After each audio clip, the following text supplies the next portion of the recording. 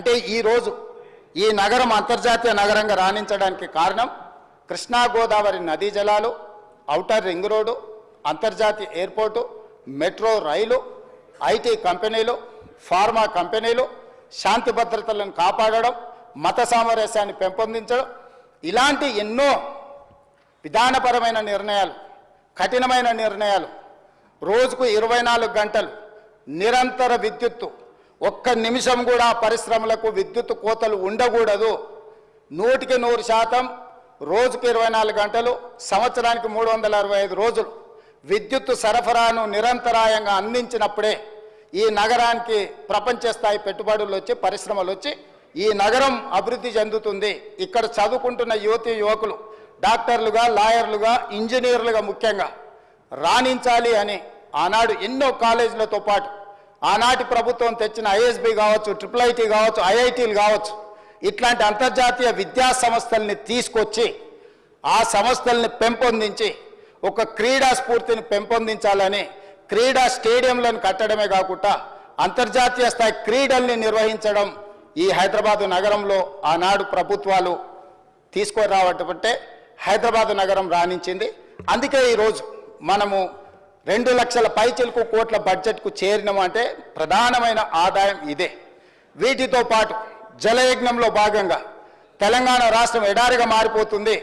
ఈ రాష్ట్రంలో సాగునీటిని మొత్తం ప్రతి ఎకరాకు అందించాలన్న ఒక లక్ష్యంతో జలయజ్ఞంలో భాగంగా కల్వకుర్తి కావచ్చు, భీమా కావచ్చు, నెట్టంపాడు కావచ్చు, కోయిల్ సాగర్ కావచ్చు, జూరాల పునరుద్ధరణ కావచ్చు, లేకపోతే RDS ప్రాజెక్టులు కావచ్చు, లేకపోతే శ్రీరామ్ సాగర్ కావచ్చు, శ్రీపాద ఎల్లంపల్లి కావచ్చు, ప్రాణహిత చేవెళ్ళ కావచ్చు, తుమ్మిడిహెట్టి దగ్గర ప్రాజెక్టు నిర్మించడం ద్వారా 38,000 కోట్ల రూపాయలతోని 16 లక్షల ఎకరాలకు నీళ్లు అందించాలి.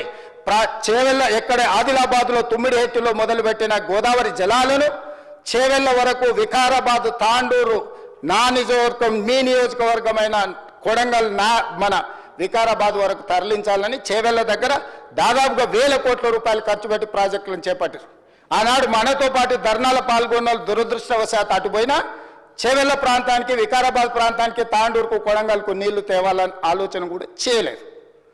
ఈ నేపథ్యంలో అద్భుతమైన నగరంగా తీర్చిదిద్ది ఔటర్ రింగ్ రోడ్డుని మనం అప్పు తెచ్చి మొత్తం పూర్తి Hyderabad growth corridor limited HGCL నేతృత్వంలో ఈ అద్భుతమైన ఆస్తిని, 1,000 లక్షల కోట్ల రూపాయల విలువైన ఆస్తిని 6,500 కోట్ల రూపాయల అప్పు తీసుకొచ్చి నిర్మించి అప్పు పూర్తి చేసి డెట్ ఫ్రీ చేసిన అధ్యక్ష. డెట్ ఫ్రీ చేసిన ఔటర్ రింగ్ రోడ్డుని అప్పనంగా ఆయాచితంగా అమ్ముడు పోయి అమ్ముకొని ఎన్నికల ముందు హడావిడిగా వాళ్ళకి క్లియర్గా తెలుసు ప్రజలు తిరస్కరించారు, ప్రజలు ఓడించబోతున్నారు, ప్రజలు బొంద పెట్టబోతున్నారు అని తెలిసి ఉన్నదల్లా తెగ నమ్ముకొని దేశం విడిచి పారిపోవాలన్న ఆలోచనతోనే ఔటర్ రింగ్ రోడ్డుని అమ్ముకున్నారు. అయితే ఈరోజు మాజీ ఆర్థిక శాఖ మంత్రి, ఎందుకంటే వారు ఆర్థిక శాఖ మంత్రిగా ఉన్నప్పుడే అది అమ్మిండ్రు, ఈరోజు వారే డిమాండ్ చేసిండ్రు ఈ ఔటర్ రింగ్ రోడ్ అమ్మకం మీద మీరు విచారణ ఇయ్యండి అని. నేను మనస్ఫూర్తిగా వారు మనస్ఫూర్తిగా విచారణకి ఏదైతే అడిగినరో వెనకాల వారు కూడా చదువు వచ్చినా రాకపోయినా వారు కూడా వారికి మద్దతు పలికినందుకు వారిద్దరి కోరిక మేరకు స్పెషల్ ఇన్వెస్టిగేటింగ్ టీంను నిర్వహించి ప్రధాన ప్రతిపక్షం కోరిక మేరకు ఔటర్ రింగ్ రోడ్డు టెండర్కు సంబంధించి ప్రైవేటు సంస్థలకు కట్టబెట్టిన విధానాల మీద ఈ సభ ద్వారా ఈ సభ్యులందరి ఆమోదంతో విచారణకు నేను ఆదేశిస్తున్నా. తమరి విచారణకు అనుమతి ఇవ్వాల్సిందిగా విచారణకు సంబంధించిన విధి విధానాలు స్పష్టంగా తెలంగాణ రాష్ట్ర ప్రజలకు నేను హరీష్ రావు గారి కోరిక మేరకు ఔటర్ రింగ్ రోడ్డు టెండర్ విషయంలో పూర్తి స్థాయి విచారణకు ఆదేశిస్తున్నాను. విధి విధానాలను మంత్రివర్గంలో చర్చించి మంత్రివర్గ సహచరుల సూచన మేరకు, మంత్రివర్గం యొక్క తీర్మానం మేరకు ఔటర్ రింగ్ రోడ్డు టెండర్ మీద విచారణకు ఆదేశిస్తున్నాం అధ్యక్ష.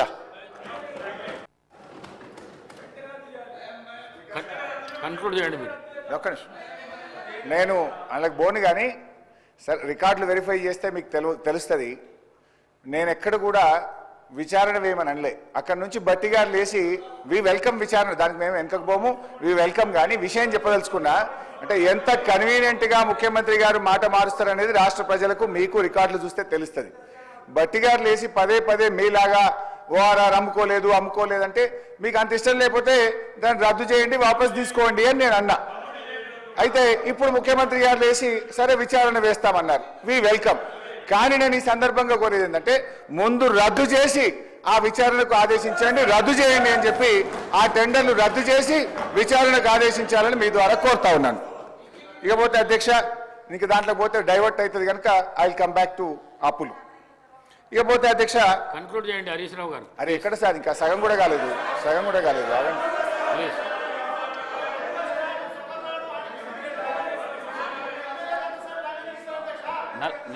నలభై నిమిషాలు మాట్లాడండి మీరు.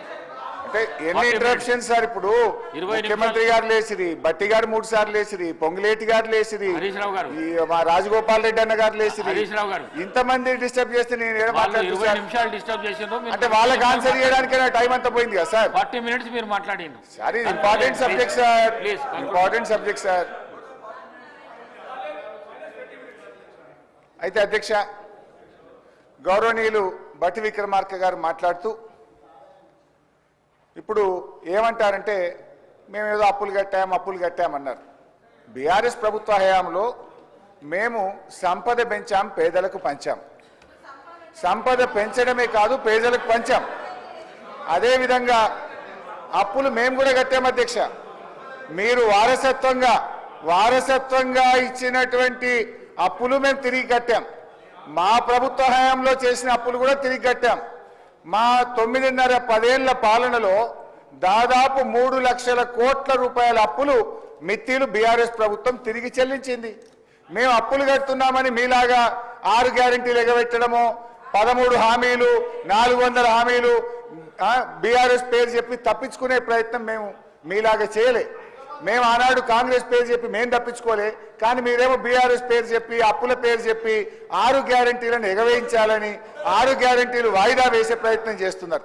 గౌరవనీయులు బట్టి విక్రమార్క గారు బాండ్ పేపర్ మీద సంతకం పెట్టించిండు. ముఖ్యమంత్రి గారి సంతకం బాండ్ పేపర్ మీద, బట్టి గారి సంతకం 100 రోజుల్లో 6 గ్యారెంటీలు అమలు చేస్తామని చెప్పి ఇవాళ ప్రజల్ని మోసం చేసింది కాంగ్రెస్ పార్టీ. ఏమైంది? మహాలక్ష్మి 2500 ఏమైంది? అవ్వాతాతల 4000 పెన్షన్ ఏమైంది? రైతు భరోసా 15,000 ఏమైంది? విద్యార్థి భరోసా కార్డు 5 లక్షలు ఎక్కడ పోయింది? 100 రోజులు కాదు 365 రోజులైనా మీ గ్యారెంటీలు అమలు కాక ప్రజల్లో వెళ్ళలేక రోజు రోజుకు మీ గ్రాఫ్ పడిపోతున్న పరిస్థితి ఉంది. సో మేము ఆ రోజు 10 ఏళ్లలో దాదాపు 3 లక్షల కోట్ల అప్పులు తిరిగి చెల్లించుతూనే మేము ఎన్నికల్లో హామీ ఇవ్వకపోయినా 73,000 కోట్ల రూపాయలు రైతు బంధు ఇచ్చాం. దాదాపు 6,000 కోట్లు రైతు బీమా ఇచ్చాం. ఇలా ఎన్నికల్లో హామీ ఇవ్వకపోయినా 11,000 కోట్ల రూపాయలు కళ్యాణ లక్ష్మి పథకం కింద ఇచ్చాం. మీరేమన్నారు? కళ్యాణ లక్ష్మికి తులం బంగారం కలుపుతామన్నారు. ఏడాది అయిపోయినా తులం బంగారం అయితే ఇంకా వస్తున్నటువంటి పరిస్థితి లేదు. ఇకపోతే అధ్యక్ష, బట్టిగా చెప్పినటువంటి ఆర్బీఐకి పోదాం. సరే, వైట్ పేపర్ ఒకటైతే క్లియర్ అయిపోయింది. వైట్ పేపర్ లో బీఆర్ఎస్ అప్పు 4,17,000, కాంగ్రెస్ అప్పు ఏడాదిలో 1,27,000. This is clear. ఇక now I will come to RBI. ఇక ఆర్బీఐకి వస్తే ఇది రిజర్వ్ బ్యాంక్ ఆఫ్ ఇండియా అనేది దేశంలో అత్యున్నతమైన సంస్థ. ఆర్బీఐ చెప్తున్న అనేక విషయాల్లో ఇవాళ ఇవన్నీ కూడా రికార్డ్స్ కూడా ఉన్నాయి. గౌరవనీయులు వారి దగ్గర బుక్ కూడా ఉంది. కావాలంటే పేజ్ వైజ్ కూడా నేను వారికి పంపిస్తాను, పేజ్ నెంబర్ కూడా చెప్తాను. ఆర్బీఐ రిపోర్టు 10 ఏళ్ల బీఆర్ఎస్ పాలనలో కొన్ని విషయాలు చెప్పింది. అన్ఎంప్లాయ్మెంట్ రేట్ 2013-14లో ప్రతి 1000కి 65 ఉంటే మేము దిగిపోయే నాటికి అది 35కు తగ్గించాం. అన్ఎంప్లాయ్మెంట్ ఇన్ అర్బన్ ఏరియాస్ ప్రతి 1000కి 94 ఉంటే మేము దిగిపోయే నాటికి దాన్ని 73కు తగ్గించాం. పావర్టీ ఇండెక్స్ మేము అధికారంలోకి వచ్చినాడు 13.18% ఉంటే మేము దిగిపోయే నాడు 5.88%. అదేవిధంగా పర్ క్యాపిటల్ ఇన్కమ్ 3,56,564కు 1,24,000 నుంచి పెంచాం. జిఎస్డిపి 4,08,000 నుంచి 15 లక్షల కోట్లకు పెంచాం. అగ్రికల్చర్ జీవీఏ 47.9 వేల కోట్ల నుంచి 1,02,000 కోట్లకు పెంచాం. మ్యానుఫ్యాక్చరింగ్ జీవీఏ 57,000 కోట్ల నుంచి 1,23,000 కోట్లకు పెంచాం. ఇండస్ట్రీ జీవీఏ 1,02,000 నుంచి 2,45,000 కోట్లకు పెంచాం. Gross sown area in 1000 hectares 6,288 నుంచి 9,278కి పెంచాం. Net irrigated area in 1000 hectares 2,289 నుంచి 3,866 హెక్టార్లకు పెంచాం. రైస్ ప్రొడక్షన్ ఇన్ 1000 టన్స్ 5,755 నుంచి 3 అంతలకు పైగా 16,874 కోట్లకు పెంచాం. Food grain production in 1000 tonnes 9,142 నుంచి 20,276 టన్స్ కు పెంచాం. క్యాపిటల్ ఇన్వెస్ట్మెంట్ 90,71,000 కోట్ల నుంచి 1,87,82,000 కోట్లకు పెంచాం. ఓన్ ట్యాక్స్ రెవెన్యూ 29,000 నుంచి 1,31,000 కోట్లకు పెంచాం. Per capital availability of power 1,151 kilowatt hour నుంచి 2,398 కిలోవాట్ అవర్ కు పెంచాం. క్యాపిటల్ ఎక్స్పెండ్ ఇంకా చాలా ఉన్నాయి సార్.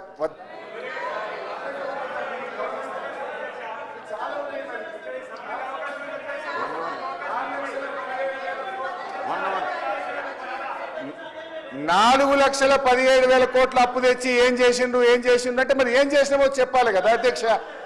ఇలా పెరిగిన ఆదాయం చెప్పాలి, మేము ఎన్నో విషయాలు కూడా చెప్పాలి కదా. ఇందాక బట్టైన మాట్లాడుతూ ఉచిత కరెంటు మేమే ఇచ్చిన అన్నాడు. ఇదే సీట్లో జానారెడ్డి గారు ఎల్ఓపిగా కూర్చున్నప్పుడు కేసీఆర్ గారు అక్కడి నుంచి లేచి ఒక్క ఏడాది లోపల 24 గంటల కరెంట్ ఇస్తా రైతుల కంటే ఆనాడు జానారెడ్డి గారు ఏమన్నాడు, అరే అట్లయితే పోయి అట్లా 24 గంటలు ఎక్కిస్తామన్నాడు. ఆనాడు కాంగ్రెస్ ఇచ్చిన కరెంటు 7 గంటల కరెంటు, పొద్దుందాకా 3 గంటలు, దొంగ రాత్రి 4 గంటలు, ఉత్తుత్త కరెంటు, కాలిపోయే మోటార్లు, పేలిపోయే ట్రాన్స్ఫార్మర్లు. ఇవాళ 24 గంటల కరెంట్ ఇచ్చింది ఇవాళ బీఆర్ఎస్ ప్రభుత్వం. అధ్యక్ష ఈరోజు బాధ కలిగేది ఏంటంటే రేవంత్ రెడ్డి గారు కానీ ఈ ప్రభుత్వం ఏం చేస్తుంది, మేమేదైనా ప్రశ్నిస్తే మమ్మల్ని దబాయించుడు, ఎంక్వైరీల పేరు మీద అక్రమ కేసులు పెట్టుడు, ఇదే కదా మీరు చేసేది. ఇవాళ మా కేటీఆర్ గారి మీద అన్యాయంగా రాష్ట్రం కోసం ఆయన పనిచేస్తే, రాష్ట్ర ఇమేజ్ ను పెంచే ప్రయత్నం చేస్తే కేటీఆర్ గారి మీద కేసు పెడుతున్నారు. మహేశ్వర్ రెడ్డి గారు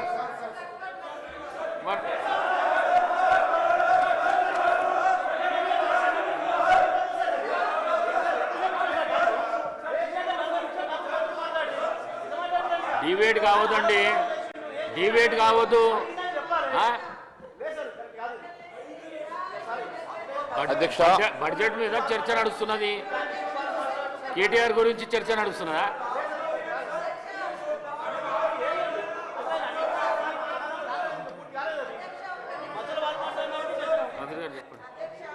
హరీష్ రావు గారు అప్పుడేమో అప్పులు చేసారు, ఇప్పుడేమో అబద్ధాలు చెప్తారు. అప్పుడేమో బకాయిలు పెట్టారు, ఇప్పుడేమో బుకాయింపులు చేస్తారు. అప్పుడేమో బంగారు తెలంగాణ అన్నారు, ఇప్పుడేమో రోజుకో వేషం వేసుకొని బాధలున్నాయి అంటారు. మీరు ఇచ్చిన సమస్యలే కదా అవన్నీ. మీరే అన్నారు రైతులకు ఎన్ని చేసినామని, 30,000 కోట్ల రైతు రుణమాఫీ చేయకుండా ఎందుకు ఆపిర్రు? అవన్నీ అట్లనే ఉన్నాయి కదా. ఉచిత కరెంట్ ఇచ్చినామన్నారు, 40,000 కోట్లకు పైగా విద్యుత్ బకాయిలున్నాయి కదా. లాస్ట్కు మీరు ring road, outer ring road 30 సంవత్సరాలు తాకట్టే కాకుండా 1 ఇయర్ బిఫోర్ కూడా మద్యం టెండర్లు వేసుకొని వచ్చిన ఆదాయం కూడా మీరే తీసుకున్నారు. కాబట్టి మీరు ఇప్పటికైనా భజనలు మానుకొని వాస్తవాలు మాట్లాడితే బాగుంటుంది. మీరుంటే గొప్పగా ఉంటే, ఇతరులు ఉంటే తప్పు ఉంటుంది. ఇది కరెక్ట్ కాదు అధ్యక్ష. పెద్దలు గౌరవనీయులు హరీష్ రావు గారు ఉన్నది ఉన్నట్టుగా మాట్లాడితే బాగుంటుంది. హరీష్ రావు గారు సబ్జెక్ట్ మాట్లాడండి, డిబేట్ సబ్జెక్ట్ మాట్లాడండి. లేదు అధ్యక్ష, ఇప్పుడు నేను సభలో వాస్తవాలు చెప్పే ప్రయత్నం చేస్తుంటే డీవియేషను, డిస్ట్రాక్షను, డైవర్షన్ చేసే ప్రయత్నం చేస్తున్నారు. ఇది కరెక్ట్ కాదు. ఇప్పుడు ఎంతమంది డైవర్షన్ చేసిండ్రో మీరు చూస్తున్నారు అధ్యక్ష. ఇప్పుడు ఇదే రేవంత్ రెడ్డి గారు ఇప్పుడు లేచి మాట్లాడుతున్నారు అధ్యక్ష.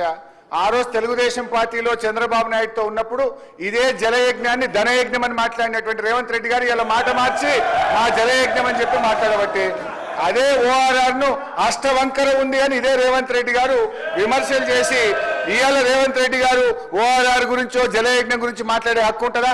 నాకు తెలుగుదేశంలో ఉంటేనేమో ధనయజ్ఞం అంటివి, అష్టవంకర అంటివి, ఇవాళనేమో మాట మార్చి మాట్లాడబట్టివి. ఇక అధ్యక్ష ఒక్క నిమిషం అక్క ప్లీజ్. హరీష్ రావు గారు ఒక్క నిమిషం. సబ్జెక్ట్ అంతా కూడా ఇప్పుడు మనం పెట్టిన దాంట్లో గ్యారంటీస్కి సంబంధించి మేము చూపించింది తప్పు, నేను చెప్పేది రైట్ అని వారు ఒక కాగితం తీసుకొని వచ్చి సభని బయట మాట్లాడారు. అదంతా వదిలేసి మిగతా అన్ని ఏదేదో మాట్లాడుతూ ఉన్నారు అధ్యక్ష. లేని పని ఇప్పుడు ముఖ్యమంత్రి గారు, కాంగ్రెస్ ముఖ్యమంత్రి గారు వారు అప్పుడెప్పుడు ఏదో ఉన్నారు మాట్లాడారంటే అది అసంబద్ధమైంది. ఇది అసంబద్ధమైంది, సంబంధం లేనటువంటి అంశాలు ఈ రకంగా అంటే మన దగ్గర విషయం లేనప్పుడు మిగతా అన్ని మాట్లాడుతుంటాం అధ్యక్ష. సబ్జెక్టు మనం పెట్టింది దీనికోసం ఆర్బీఐది అండి. ఆర్బీఐది మీరు మళ్ళీ ఫిబ్రవరి ఒక నెల అయితే అది కూడా వచ్చేస్తుంది. ఒక నెల అయితే దానిపైన యాక్చువల్స్ సిఏజీ వాళ్ళు ఇస్తారు, అది కూడా మళ్ళీ అప్పుడు అది వచ్చినప్పుడు మళ్ళీ మాట్లాడచ్చు. కాబట్టి దయచేసి సార్ చాలు, ఎనఫ్ ఆఫ్ డిస్కషన్. మిగతా సభ్యులకు కూడా ఇవ్వండి అధ్యక్ష. రొటేషన్ మీద మిగతా పార్టీ వాళ్ళు కూడా ఉన్నారు, మళ్ళీ కాంగ్రెస్ వాళ్ళు కూడా మాట్లాడాలా, అందరికి ఇచ్చి ముగించండి అధ్యక్ష. Thank you. 5 minutesలో కంప్లీట్ చేయండి ప్లీజ్ సార్. 5 minutes. నేను సబ్జెక్ట్ మీదనే మాట్లాడుతున్నా కదా అధ్యక్ష. ఏం చెప్పే ప్రయత్నం చేసిన ఇప్పటిదాకా? కాంగ్రెస్ ప్రభుత్వం ఆనాడు వారసత్వంగా ఇచ్చిన 72,000 కోట్లు మా ఖాతాలో కలిపినరు, 11,000 కోట్లు కార్పొరేషన్ అప్పు మా ఖాతాలో కలిపినరు. అదేవిధంగా రాష్ట్ర ప్రభుత్వ ఖజానా మీద భారం లేనిది, రాష్ట్ర ప్రభుత్వం గ్యారంటీ ఇవ్వనటువంటి అప్పులు మా ఖాతాలో 1,54,000 కోట్లు కలిపినరు. అన్ని తీసేస్తే బీఆర్ఎస్ హయాంలో కరోనా సహా, ఉదయ్ సహా గ్రాంట్ రూపంలో రావాల్సింది కేంద్ర ప్రభుత్వం బలవంతంగా రిద్దిన అన్ని కలిపితే కూడా బీఆర్ఎస్ హయాంలో చేసిన అప్పు 4,17,000 కోట్లని మళ్ళీ మీ వైట్ పేపర్ ఆధారంగానే చెప్పాను. అదేవిధంగా నేనేం చెప్పినా, మీరు ఏడాది కాలంలోనే 1,27,000 కోట్ల అప్పు చేశారు అని మీ కాయిదాల ఆధారంగానే చెప్పాను. అదేవిధంగా వాస్తవాలు మాట్లాడితే మా గొంతు నొక్కడానికి ఇవాళ ఈ కార్ రేసింగ్ మీద మహేశ్వరరెడ్డి గారు. థ్యాంక్ యూ అధ్యక్ష. ఈరోజు మహేశ్వరరెడ్డి గారు అప్పుల మీద 1 hour మాట్లాడండి. గౌరవ ఉప ముఖ్యమంత్రి ఆర్థిక మంత్రి 1 hour మాట్లాడండి. బట్టి విక్రమార్క గారు ప్రవేశపెట్టినటువంటి వైట్ పేపర్ మీద ఒక 2 minutes మాట్లాడతాను సార్. ఇది 2 సార్లు సార్, ఇది మా 3 సార్లు కూర్చోబెడతారా సార్? స్పీకర్ సార్, మేము మిమ్మల్ని కలిసి కూడా మీకు లెటర్ ఇచ్చాం. మేము పారదర్శకంగా గౌరవనీయులు కేటీఆర్ గారు ఈ రాష్ట్ర ఇమేజ్ పెంచడం కోసం ఈ కార్ రేసింగ్ కోసం నిర్ణయం తీసుకున్నారు. ఒకవేళ మీకు భయం లేకపోతే, మీరు చేసేది నిజమైతే ఈ శాసనసభలో రేపు గాని ఎల్లుండి గాని చర్చ పెట్టాలి. చర్చ పెట్టి నిజం. మహేశ్వరరెడ్డి గారు. Thank you sir. అధ్యక్ష, ఈరోజు ఈ రాష్ట్రం గతంలో చేసినటువంటి అప్పుల విషయంలో కానీ, ఇప్పుడు చేసినటువంటి అప్పుల విషయంలో కానీ ఆర్థిక మంత్రి ఉప ముఖ్యమంత్రి బట్టి విక్రమార్క గారు ఈరోజు వైట్ పేపర్ ప్రజెంట్ చేయడం, మరి ఈరోజు కాంగ్రెస్ సర్కార్ గత ఏడాది కాలంలో దాదాపు 1,27,000 కోట్ల రూపాయలు అప్పు చేసి, మరి గత ప్రభుత్వం చేసినటువంటి అప్పుల మీద మాట్లాడే ప్రయత్నం చేస్తూ ఉన్నారు అధ్యక్ష. దొంగ అన్నట్టుగా ఇందాక మరి ఎవరు మాట్లాడుతూ అన్నారు అధ్యక్ష. మరి అది ఇక్కడ తీసుకోవచ్చా తీసుకురా తెలియదు, కానీ ఒకవైపు వేలు చూపిస్తున్నప్పుడు 3 వేలు మీ వైపు కూడా చూపిస్తున్న సంగతి ఒకసారి గుర్తు చేసుకోవాలి. మీరు కూడా వారి బాటలోనే, గత ప్రభుత్వం చేసే బాటలోనే మీరు కూడా నడుస్తున్నట్టు చాలా స్పష్టంగా ఏర్పడుతున్నది అధ్యక్ష. మీరు కూడా అన్ని డివిజన్స్ చేస్తూ ఈరోజు 1,27,000 కోట్ల అప్పు ఏ రకంగా చేశారో మీరు ప్రజానీకానికి చెప్పాల్సిన అవసరం ఉన్నది అధ్యక్ష.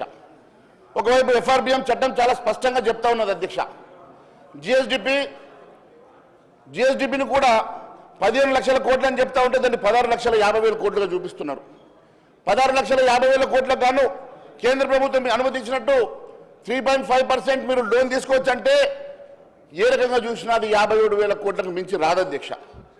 మీరు 57,000 కోట్ల అప్పుని ఈరోజు 1,27,000 కోట్ల అప్పు తీసుకొచ్చామని చాలా స్పష్టంగా సభాముఖంగా చెప్తున్నారంటే మీరు ఎఫ్ఆర్బిఎం చట్టాన్ని ఉల్లంఘించిన మాట వాస్తవం కాదా అధ్యక్ష? అంతేకాకుండా దీంట్లో చాలా స్పష్టంగా చెప్తా ఉన్నారు అధ్యక్ష, ఎఫ్ఆర్బిఎం చట్టం పరిధిలోని లోను 52,000 కోట్ల అధ్యక్ష. దాన్ని నిన్న మొన్న తీసుకున్న 3-4 వేల కోట్లు కలుపుకుంటే అది 55,000 కోట్లు దాటుతుంది అధ్యక్ష. ఎఫ్ఆర్బిఎం పరిధిలో లేనటువంటి అప్పులట అధ్యక్ష. అవి కార్పొరేషన్, ఎస్పీబీలు, ఇతరత్ర ద్వారా తీసుకున్నటువంటి నాన్ గ్యారంటీస్ తీసుకున్నటువంటి అప్పులన్నీ కలిపితే 1,27,000 కోట్ల అప్పు తీసుకున్నట్టు చాలా స్పష్టంగా ఆర్థిక మంత్రి గారు ఒప్పుకుంటా ఉన్నారు అధ్యక్ష. మరి ఈ రకంగా ఎఫ్ఆర్బిఎం చట్టాన్ని ఉల్లంఘించి గత ప్రభుత్వం చేసిన విధంగా మేము కూడా చేస్తాం, మేము కూడా అప్పులు తీసుకొస్తాం, ఇష్టానుసారంగా ఈ రాష్ట్రంలో అప్పుల కుప్పగా మారుస్తామని చెప్పి ఈ రాష్ట్ర ప్రభుత్వం తీసుకున్నటువంటి నిర్ణయాలు ప్రజా వ్యతిరేక నిర్ణయాలు కావాలని అడుగుతా ఉన్నాం అధ్యక్ష. అంతేకాదు అధ్యక్ష, ఈరోజు గత ప్రభుత్వం బ్రహ్మాండంగా మ్యానిపులేట్ చేసింది, గత ఆర్థిక మంత్రి గారు మ్యానిపులేట్ చేశారు, మరి మేము కూడా ఎందుకు మ్యానిపులేట్ చేయొద్దు అన్నట్టుగా మాట్లాడుతూ ఉన్నారు అధ్యక్ష. నేను ఒకటే అడుగుతా ఉన్నాను, అసలు విషయంలో కాకుండా మీరు చేసినటువంటి అప్పులు ఏ రకంగా తీరుస్తారు, అప్పుల భారాన్ని ఏ రకంగా తగ్గిస్తారో చెప్పకుండా గత ప్రభుత్వం అప్పులు చేసింది, గత ప్రభుత్వం అప్పులు చేసింది అని చెప్పి గత ప్రభుత్వం మీద మీరు నెట్టే ప్రయత్నం చేస్తూ ఉన్నారు కదా. మరి మీరు ఎందుకోసమని అప్పులు చేస్తూ ఉన్నారు, భావి తరాలకు ఎందుకు అప్పుల భారాన్ని ఈ రకంగా పెంచుతూ ఉన్నారో మీరు చెప్పాల్సిన అవసరం ఉన్నదని తెలియజేస్తా ఉన్నాను అధ్యక్ష. తెలంగాణ రాష్ట్రం మొత్తం ఇప్పటి వరకు వాళ్ళు తీసుకున్నటువంటి అప్పులు దాదాపుగా 7 లక్షల కోట్ల అప్పు తీసుకున్నట్టుగా మీరు చెప్తా ఉన్నారు. సరే, వారు 4 లక్షలు అంటా ఉన్నారు, మీరు 7 లక్షలు అంటా ఉన్నారు. ఏ రకంగా మ్యానిపులేట్ చూపించినా లక్షల కోట్ల రూపాయలు ఈ రాష్ట్రంలో అప్పు జరిగింది కదా అధ్యక్ష. మరి ఒకవైపు అప్పుల ఇంత పెద్ద ఎత్తున అప్పులు పెరిగితే మీరు అప్పుల భారాన్ని తగ్గించాల్సింది పోయి మీరు కూడా లక్షల కోట్ల రూపాయలు అప్పు తీసుకొచ్చి అదే బాటలో నడిచే ప్రయత్నం చేయడం ఇది ఎంతవరకు సమంజసమని అడుగుతా ఉన్నాను అధ్యక్ష. ఒకసారి మీరు చూసినట్లయితే అధ్యక్ష, 2004 నుంచి 2014 వరకు కేంద్ర ప్రభుత్వం, since Sri Narendra Modi's government came into power, the tax devolution has increased from 32% to 42%, resulting in a total sum of 1.60 lakh crores being allocated to Telangana. Wherein 2004 to 14 అధ్యక్ష కాంగ్రెస్ హయాంలో కేవలం 45,000 కోట్లు మాత్రమే వచ్చింది అధ్యక్ష. కానీ 2014 నుంచి 23 వరకు ఈ రాష్ట్రానికి 1,60,000 కోట్ల రూపాయలు కేంద్ర ప్రభుత్వం ఇచ్చింది అధ్యక్ష.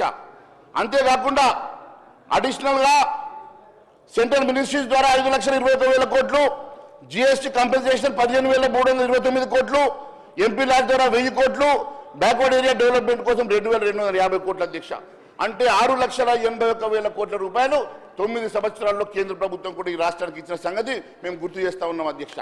ఈ రకంగా లక్షల కోట్ల రూపాయలు వచ్చిన తర్వాత మన రెవెన్యూ లక్షల కోట్ల రూపాయల బడ్జెట్ ప్రవేశపెట్టిన తర్వాత ఈ లక్షలాది కోట్ల రూపాయలు మీరు ఖర్చు చేసి అప్పులు తీసుకొచ్చి దేనికోసం ఖర్చు చేశారో మరి ప్రజానికానికి చెప్పాల్సిన అవసరం ఉంది అధ్యక్ష. అంతేకాదు అధ్యక్ష, ఈరోజు మేము 1,27,000 కోట్ల అప్పు తెచ్చాం, దాంట్లో నుంచి 66,000 కోట్ల రూపాయలు రీపేమెంట్ చేశామంటున్నారు అధ్యక్ష. కానీ రీపేమెంట్ చేసిన దాంట్లో వడ్డీ ఎక్కువ ఉంది. అసలు కేవలం దాంట్లో 17,000 కోట్లు మాత్రమే అసలు ఉంటే మిగిలిందంతా వడ్డీ కిందకనే పోతుంది అధ్యక్ష. మన అప్పుల భారం తగ్గడం లేదు. మళ్ళీ కొత్తగా తెచ్చిన 1,27,000 కోట్లు అప్పుగా కొత్తగా మన దాంట్లో యాడ్ అవుతున్న సంగతి కూడా నేను గుర్తు చేస్తా ఉన్నాను అధ్యక్ష. ఏదో గారడీ చేసే ప్రయత్నం, హరీష్ రావు గారు చేసిన తప్పుడు కప్పిపుచ్చుకునే ప్రయత్నం వీరు చేస్తా ఉన్నారు. మీరు తప్పు చేసిండ్రు కాబట్టి మాకు కూడా లైసెన్స్ ఉంది, మేము కూడా ఇదే మాదిరిగా తప్పు చేస్తామన్నట్టుగా ఒకవైపు బట్టి విక్రమార్క గారు మాట్లాడుతూ ఉంటే ఈ రాష్ట్రం కేవలం మీ బేరిజాలకు పోకుండా ఈ రాష్ట్రాన్ని అప్పుల కుప్పగా మార్చి ఈ రాష్ట్రాన్ని దివాళా దిశగా నడిపించేటువంటి ప్రయత్నం చేస్తూ ఉన్నారు తప్ప వారి బాటలో మేము నడుస్తామన్నట్టుగా ప్రయత్నం చేస్తున్నారు తప్ప మేము నిజంగా కూడా ఈ రాష్ట్ర ప్రయోజనాల కోసం మేము ఏం చేసామన్న ఆలోచన చేయకుండా మరి చాలా తప్పిదాలు చేస్తూ ఉన్నారని తెలియజేస్తా ఉన్నాను అధ్యక్ష. కాగ్ కూడా రిపోర్ట్ ఇచ్చింది అధ్యక్ష. మొన్న కాగ్ రిపోర్ట్ రాష్ట్ర ప్రభుత్వం అప్పులు ఎక్కువ చేస్తుందన్న సంగతి కాగ్ కూడా మనం ఇచ్చిన రిపోర్ట్లో చాలా స్పష్టంగా చెప్పింది అధ్యక్ష. Controller and auditor general CAG Telangana రాష్ట్ర ఆదాయ వ్యవహారాలపై అక్టోబర్ విడుదల చేసిన నివేదిక ప్రకారం ఈసారి బడ్జెట్లో అన్ని రకాల రాబడుల కింద 2,74,057 కోట్ల అంచనా వేయగా కేవలం 45.97% మాత్రమే నిధులు సమకూరినాయి అధ్యక్ష. ఇందులో రెవెన్యూ రాబడులు 2,21,242 కోట్లు అంచనా వేయగా కేవలం 90,844 కోట్లు మాత్రమే, మూలధనం రాబడులు 52,815 కోట్లు అంచనా వేయగా 35,145 కోట్లు మాత్రమే సమకూరినాయి. ఈ రకంగా రాబడులు తగ్గినాయి అధ్యక్ష. కేవలం అప్పుల మీదనే ఈ రాష్ట్ర ఆదాయం ఆధారపడినప్పుడు మీరు కేవలం ఇచ్చినటువంటి హామీలు నెరవేర్చలేక ఇదే నిబంధనతో ఎదుటి వాళ్ళ మీద దాడి చేసే ప్రయత్నం చేస్తున్నారు తప్ప మీరు రాష్ట్ర ప్రయోజనాల కోసం ఏ రకంగా ముందుకెళ్తా ఉన్నారో తెలియజేయాల్సిన అవసరం ఉందని తెలియజేస్తా ఉన్నా అధ్యక్ష. అదే కాదు అధ్యక్ష, the Deputy Chief Minister of Telangana, Mr. Batti Vikramarka Malluji, has presented the budget for the state of financial year 24-25 on July 25th for rupees 2,91,159 crores. The gross state domestic product of Telangana 24-25 at current price is estimated as 16.5 lakhs. As it is only 15 lakh crores, but they've estimated as 16.5 lakh crores. An increase of about 12.5% over 23-24. Deficit debt and FRBM target for 24-25. The Telangana Fiscal Responsibility and the Budget Management Act 2005 provides annual target to progressively reduce the outstanding liabilities. Kane, revenue deficit and fiscal deficit of the state government. The fiscal deficit, it is the excess of total expenditure over the total receipts. This gap is filled by borrowing by the government through only loans, Adhyaksha. This increase of loan liabilities ki perige ఆస్కారం ఉన్నదని చాలా స్పష్టంగా తెలియజేస్తా ఉన్నాను అధ్యక్ష. నేను ఒకటే అడగదలుచుకున్నాను అధ్యక్ష. ఎఫ్ఆర్బిఎం ప్రకారం రాష్ట్ర ప్రభుత్వం చేసినటువంటి అప్పులు 52,000 కోట్ల రూపాయలు అయితే ఇప్పుడు ఈ నెలలో ఇంకా తీసుకున్నటువంటి 4,000 కోట్లు కలిపితే 55,000 కోట్లు రాగా ఎఫ్ఆర్బిఎం పరిధిలో రాకుండా దొడ్డదారులు తీసుకున్నటువంటి అప్పుల గురించి ఇంత స్పష్టంగా మీరు సభాముఖంగా మనకు తెలియజేసిన తర్వాత ఇది ఎఫ్ఆర్బిఎం చట్టంలో రాకుండా ఏ రకంగా ఉంటుందని అడుగుతా ఉన్నాను అధ్యక్ష. ఖచ్చితంగా ఒక సర్క్యులర్ వచ్చింది అధ్యక్ష సెంట్రల్ గవర్నమెంట్ నుంచి, ఫినాన్షియల్ డిపార్ట్మెంట్ నుంచి. ఎనీ లోన్, ఏ లోన్ అయినా సరే మీరు ఎస్పీబీఎంలో తీసుకున్నా, కార్పొరేషన్ ద్వారా తీసుకున్నా ఆ లోన్ అంతా కూడా FRBM limits కిందకి because any loan repayable by the government should come under FRBM limits అని. అవన్నీ కాకుండా వీరు కేవలం ప్రైవేట్ లోన్స్ అనో, నాన్ గ్యారంటీ లోన్స్ అనో, గ్యారంటీ లోన్స్ అనో FRBM పరిధిలో రాకుండా ప్రయత్నం చేసే లోన్స్ తీసుకొచ్చేసి రాష్ట్రాన్ని అధోగతి పాలు చేసే ప్రయత్నం చేస్తూ ఉన్నారు అధ్యక్ష. అది నిజంగా కూడా ప్రజాస్వామ్య విరుద్ధం అని తెలియజేస్తా ఉన్నాను అధ్యక్ష. అన్నిటికన్నా ముఖ్యమైనటువంటి అంశము అధ్యక్ష, ఈరోజు దాదాపు 400 ఎకరాల భూమి అధ్యక్ష, 400 ఎకరాల భూమిని ఈరోజు ప్రైవేట్ సంస్థలకి ఈరోజు తాకట్టు పెట్టి దాని ద్వారా 20,000 కోట్ల రూపాయలు అప్పు తీసుకొచ్చే ప్రయత్నం ఈ ప్రభుత్వం అయితే చేస్తూ ఉన్నది అధ్యక్ష. ఇది ఫైనాన్స్ సంస్థలకు దాదాపు ఇది కోకాపేట, రాయదుర్గం ఎకరానికి 75 కోట్లు విలువ చేసేటువంటి భూమిని వీళ్ళు TGIICకి దారాదత్తం చేసి దాన్ని ఎన్కాష్ చేస్తారా, తాకట్టు పెడతారా, తద్వారా మాకు 20,000 కోట్ల రూపాయలు లోన్ రావాలని చెప్పి శ్రీధర్ బాబు గారు, బట్టి విక్రమార్క గారు కాళ్ళకు గారెలు కట్టుకుని తిరుగుతూ ఉన్నారు అధ్యక్ష. బొంబాయికి, ఢిల్లీకి తిరుగుతూ ఉన్నారు. వాళ్ళు 20,000 కోట్ల రూపాయలు తీసుకురావడానికి బొంబాయికి, ఢిల్లీకి తిరుగుతూ కేవలం 20,000 కోట్ల రూపాయలు ప్రైవేట్ బ్యాంకుల ద్వారా, మర్చెంటైల్ బ్యాంకుల ద్వారా తీసుకురావడానికి అధ్యక్ష. దానికోసం కమిషనర్ అధ్యక్ష. నేను కేవలం బిల్లులు ఇవ్వడానికి కమిషన్ అనుకున్న అధ్యక్ష. ప్రభుత్వ లోన్లు తీసుకురావడానికి కమిషన్ రావడం అనేది మేము మొట్టమొదటిసారిగా ఒక రాష్ట్ర ప్రభుత్వం కమిషన్ ఇచ్చి, రాష్ట్ర ప్రభుత్వం అప్పుల కోసం కమిషన్ ఇచ్చి, అప్పు తీసుకురావడానికి కోసం కమిషన్ ఇచ్చి రాష్ట్ర ప్రభుత్వం ఈ రకంగా అప్పు తీసుకురావడం అనేది ఇది ఎప్పుడు గతంలో చూడలేదు అధ్యక్ష. రాష్ట్ర ప్రభుత్వానికి అప్పులు రావాలంటే మర్కెంటైల్ బ్యాంకులకు, బ్రోకర్లకు పర్సెంటేజ్ ఇచ్చి, బ్రోకర్లకు 2-3% ఇచ్చి ఈరోజు లోన్లు తీసుకునేటువంటి దుస్థితి, దుర్గతి రాష్ట్రానికి పట్టిందంటే ఇంతకైనా నీచం ఇంకొకటి లేదు అని తెలియజేస్తా ఉన్నాను అధ్యక్ష. అప్పుల విషయంలో బీఆర్ఎస్ బాటలోనే కాంగ్రెస్ పార్టీ నడుస్తుందని మరొకసారి మేము తెలియజేస్తా ఉన్నాం అధ్యక్ష. అదే కాదు అధ్యక్ష, ఈరోజు అప్పులు తగ్గకుంటే అధ్యక్ష మా సోదరులకి గౌరవ శాసనసభ్యులు బీజేపీ లీడర్ మహేశ్వర్ రెడ్డి గారు చెప్తా ఉన్నారు అధ్యక్ష. అసలు సత్యదూరమైన మాటలు మాట్లాడితే వారంటే మాట్లాడారు కావచ్చు టీఆర్ఎస్ వాళ్ళు, వాళ్ళతోని నడుస్తూ నడుస్తూ నడుస్తూ వీరికి కూడా అదే అలవాటు వచ్చింది అధ్యక్ష. ఇద్దరు కలిసి వారు మాట్లాడేది, వీరు మాట్లాడేది, ఇద్దరు మాట్లాడేది ఒకటే రీతిలో ఉంది అధ్యక్ష. ఇద్దరు కలిసి చేసే ప్రయత్నం ఏంది అధ్యక్ష? నేను ఇప్పటి వరకు బాంబేకే పోలే, అసలు ముంబైకే పోలే. ముంబై ప్రదేశం చూడలే నేను. గవర్నమెంట్లో వచ్చిన తర్వాత ముంబైకి పోలే, ఢిల్లీకి పోయి ఉంటానేమో, ఎప్పుడు బ్యాంకుల చుట్టూ తిరగలే.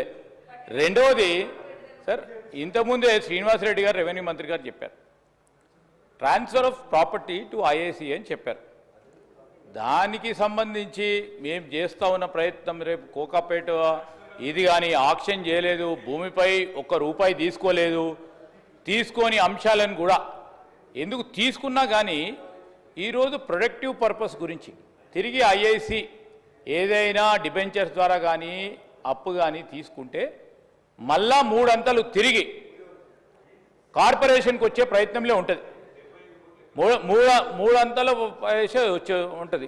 సరే ఇవన్నీ ఇది ఎవరికైనా పంచుతా ఉన్నావా అధ్యక్ష? తీసుకొని పంచుతా ఉన్నారా? అసలు కమిషన్ ఏంది అధ్యక్ష? బ్యాంక్ లోన్ ఏంది అధ్యక్ష? కమిషన్ ఏంది అధ్యక్ష?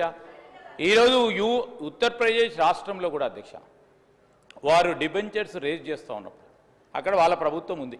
ప్లీజ్, ఎందుకంటే నేను దానిపైన ప్రత్యేకమైన ప్రస్తావనతో కూడా ఆ రికార్డ్స్ అన్ని కూడా తెచ్చుకోవటం జరిగింది. యూపీ గవర్నమెంట్ అధ్యక్ష ఒక పబ్లిక్ పర్పస్ గురించి ప్రాపర్టీని సంబంధించి అక్కడ వాల్యుయేషన్ వేసి డిబెంచర్స్ ద్వారా వారు మనీ రేజ్ చేసుకున్నారు అధ్యక్ష. That comes under ambit of our scope of our financial exercise. So ఆ అంశం విషయంలో ఏది తీసుకురావద్దు. గత ప్రభుత్వం ఇప్పుడు అనేక సందర్భాల్లో హరీష్ రావు గారు కూడా చెప్తా ఉన్నారు. ఇప్పుడు అప్పు మేము ఎందుకు తీసుకొచ్చాం అధ్యక్ష? వారు చేసిన అప్పులు మిత్తులు కట్టడానికి మేము అప్పులు చేసినాం. సేమ్ మళ్ళీ అదే మాట్లాడితే ఎట్లా సార్ అధ్యక్ష? ఈరోజు మళ్ళీ అదే మహేశ్వర్ రెడ్డి గారు అదే మాట్లాడుతూ ఉన్నారు. వాళ్ళు చేసినని మేము ఈరోజు ప్రస్తావన చేయటానికి ఈరోజు ఇండస్ట్రియల్ కార్పొరేషన్కు సంబంధించి ఇన్ఫ్రాస్ట్రక్చర్ కార్పొరేషన్కి సంబంధించిన అంశం విషయంలో లేదు సార్. ఈరోజు నేను ఇండస్ట్రీ మినిస్టర్గా మాట్లాడుతూ ఉన్నా, లెజిస్లేటివ్ అఫైర్స్ మినిస్టర్గా మాట్లాడుతూ ఉన్నా.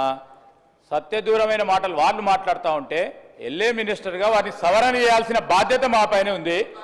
నేను రికార్డును స్ట్రేట్ చేయాల్సిన అంశం విషయంలో స్పీకర్ గారిని అనుమతి కోరిన. సార్, మంత్రి గారు ఈ సభను మిస్లీడ్ చేస్తూ ఉన్నారు సార్. మంత్రి గారు చాలా ఇంటెలిజెంట్గా ఈ సభను మిస్లీడ్ చేసుకుంటూ నేను అడిగింది తప్పేమున్నది అధ్యక్ష? నేను ఒకటే స్పష్టంగా రెండు ప్రశ్నలు అడిగిన అధ్యక్ష. మీరు ఎకరానికి 75 కోట్ల చొప్పున టీజీఐసికి మీరు ట్రాన్స్ఫర్ చేసిన మాట, అమ్మిన మాట వాస్తవమా కాదా? ఇన్ టర్న్ డబ్బులు మీరు టీజీఐసి డబ్బులు గవర్నమెంట్కి ఇస్తుందా లేదా అని అడిగిన అధ్యక్ష. మీరు ఫ్రీగా ఇవ్వలేదు కదా, మీరు అమ్మిండ్రు కదా, ఆ డబ్బులు మళ్ళా మీరు అమ్ముతారా, తాకట్టు పెడతారా? Is it not part of your government? టీజీఐసికి మీరు ట్రాన్స్ఫర్ చేసి టీజీఐసి ద్వారా మీరు అమ్ముతారా, తాకట్టు పెడతారా, లేకుంటే మర్చెంటైల్ బ్యాంక్ ఇస్తారా? మీరు దానికోసం ఏజెంట్ని ఐడెంటిఫై చేసి ఒక అడ్వర్టైజ్మెంట్ ఇచ్చిన మాట వాస్తవం కాదని అడుగుతున్నా. అడ్వర్టైజ్మెంట్ ఇచ్చిన అధ్యక్ష అఫీషియల్గా అడ్వర్టైజ్మెంట్ ఇచ్చి వాళ్ళు 2 to 3% కమిషన్ వేయడానికి కూడా ముందుకు వచ్చింది కదా అధ్యక్ష. దానికి తప్పేమున్నది? మీరు ఇచ్చిన మాట వాస్తవం కాదా? మీరు అడ్వర్టైజ్మెంట్ ఇచ్చిన sir advertisement is in public domain అధ్యక్ష. వారు చూశారు, మీరు చూశారు, ప్రజలందరూ కూడా చూశారు. ఇండస్ట్రియల్ ఇన్ఫ్రాస్ట్రక్చర్ కార్పొరేషను ప్రభుత్వ రంగ సంస్థనా కాదా అధ్యక్ష? ప్రభుత్వ రంగ సంస్థనా కాదా? వారికి సంబంధించి ఈరోజు టీజీఐఎస్సికి ట్రాన్స్ఫర్ ఆఫ్ ప్రాపర్టీ చేసినప్పుడు వాల్యుయేషన్ ఇంత ఉంటుందని ఈరోజు మీరు ఫ్రీ చేసి ఉంటారండి. కాదు, మీరు ఫ్రీగా చేసి ఉంటారు. Tomorrow no sir, tomorrow to raise some debenture, to raise any loan, the valuation is required. అరే ఇంకా చేయలేదు కదా, we just have put an advertisement. చేయకుండా ఉంటే కాదు సార్, చేయకుండా ఉన్నప్పుడే దానికి ఎవరికో వచ్చి కమిషన్ ఇస్తారట, వాళ్ళకి వీళ్ళకి కమిషన్ ఇస్తారని మాట్లాడుతూ ఉన్నారు. ఈరోజు ఏం సార్, ఇప్పుడు ఎవరైతే who can arrange the funds, the professional fee అనేది ఉంటుంది అధ్యక్ష. వారెవరో ప్రొఫెషనల్ ఫీజ్ పరంగా ఈరోజు ప్రొఫెషనల్గా దాన్ని ట్రాన్సాక్షన్ చేసేవారు ఉంటారు. మహేశ్వర్ రెడ్డి గారు business man, he knows better. కానీ ఆయనను పక్కదారి పట్టించేందుకు, తప్పుదారి పట్టించేందుకు వెనకాల కూర్చున్న కేటీఆర్ గారు తప్పు చెప్తా ఉన్నారు అధ్యక్ష. ఈ సందర్భంలో నేను ఒకటే కోరుతా ఉన్నాను, నేను మహేశ్వర్ రెడ్డి గారికి కోరుతా ఉన్నాను, పూర్తి స్థాయిలో సమాచారానికి సంబంధించి మీరు మాట్లాడిన వారు మాట్లాడిన ఒకటే కదండి, మీరు మాట్లాడిన వారు మాట్లాడిన ఒకటే. ఈరోజు చెప్తా ఉన్నాను సార్. వెనక నుంచి ప్రాంప్ట్ చేస్తా ఉన్నారు అధ్యక్ష. వెనక నుంచి సీనియర్ శాసనసభ్యులు ప్రాంప్ట్ చేస్తా ఉన్నారు. ఈరోజు నేను ఏం కోరుతా ఉన్నాను అధ్యక్ష, ఒక్క గవర్నమెంట్ డిపార్ట్మెంట్ నుంచి ఒక ప్రభుత్వ రంగ సంస్థకు ట్రాన్స్ఫర్ చేస్తే వారు ఏమన్నారు, అమ్ముకున్నారు అన్నారు. అమ్ముకుంటారా సార్? ఇది వాల్యుయేషన్ చేసి ఈ విధమైన వాల్యుయేషన్ ఉంటే దాన్ని రాబోయే కాలంలో ఫండ్స్ రేస్ చేయడానికి ఐఏసీకి సంబంధించి మొత్తం రాబోయే కాలంలో ఇండస్ట్రియల్ పార్క్ చేయడానికి, దానికి సంబంధించి లోన్స్ ఏర్పాటు చేసుకోవడానికి, మళ్ళా తిరిగి కట్టడానికి దాని వాల్యుయేషన్ అయితే అవసరం ఉంటుంది కదా సార్. ఇంత వాల్యుయేషన్ ఉన్నా డిబెంచర్స్ రేజ్ చేసేవారో లేకుంటే అప్పులు ఇచ్చేవారో దానికి సంబంధించి ఆ విధమైన ఒక ప్రస్తావన తీసుకురావడానికి చేశారు. రెవెన్యూ డిపార్ట్మెంట్ వాళ్ళు ఐఏసీకి అమ్ముకోలేదు.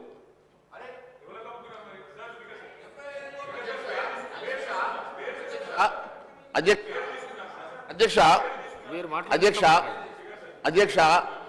గౌరవ మంత్రి గారు ఈరోజు సత్యదూరమైన మాటలు మాట్లాడుకుంటూ వెనుక నుంచి అంట ఎవరో ఇన్ఫ్లుయెన్స్ చేస్తే ఇన్ఫ్లుయెన్స్ అయ్యే పర్సనాలిటీ కాదు, మాదొక్క ఈ ప్రపంచంలోనే అతిపెద్ద భారతీయ జనతా పార్టీ రిప్రజెంట్ చేస్తున్న ఒక ఫ్లోర్ లీడర్ని.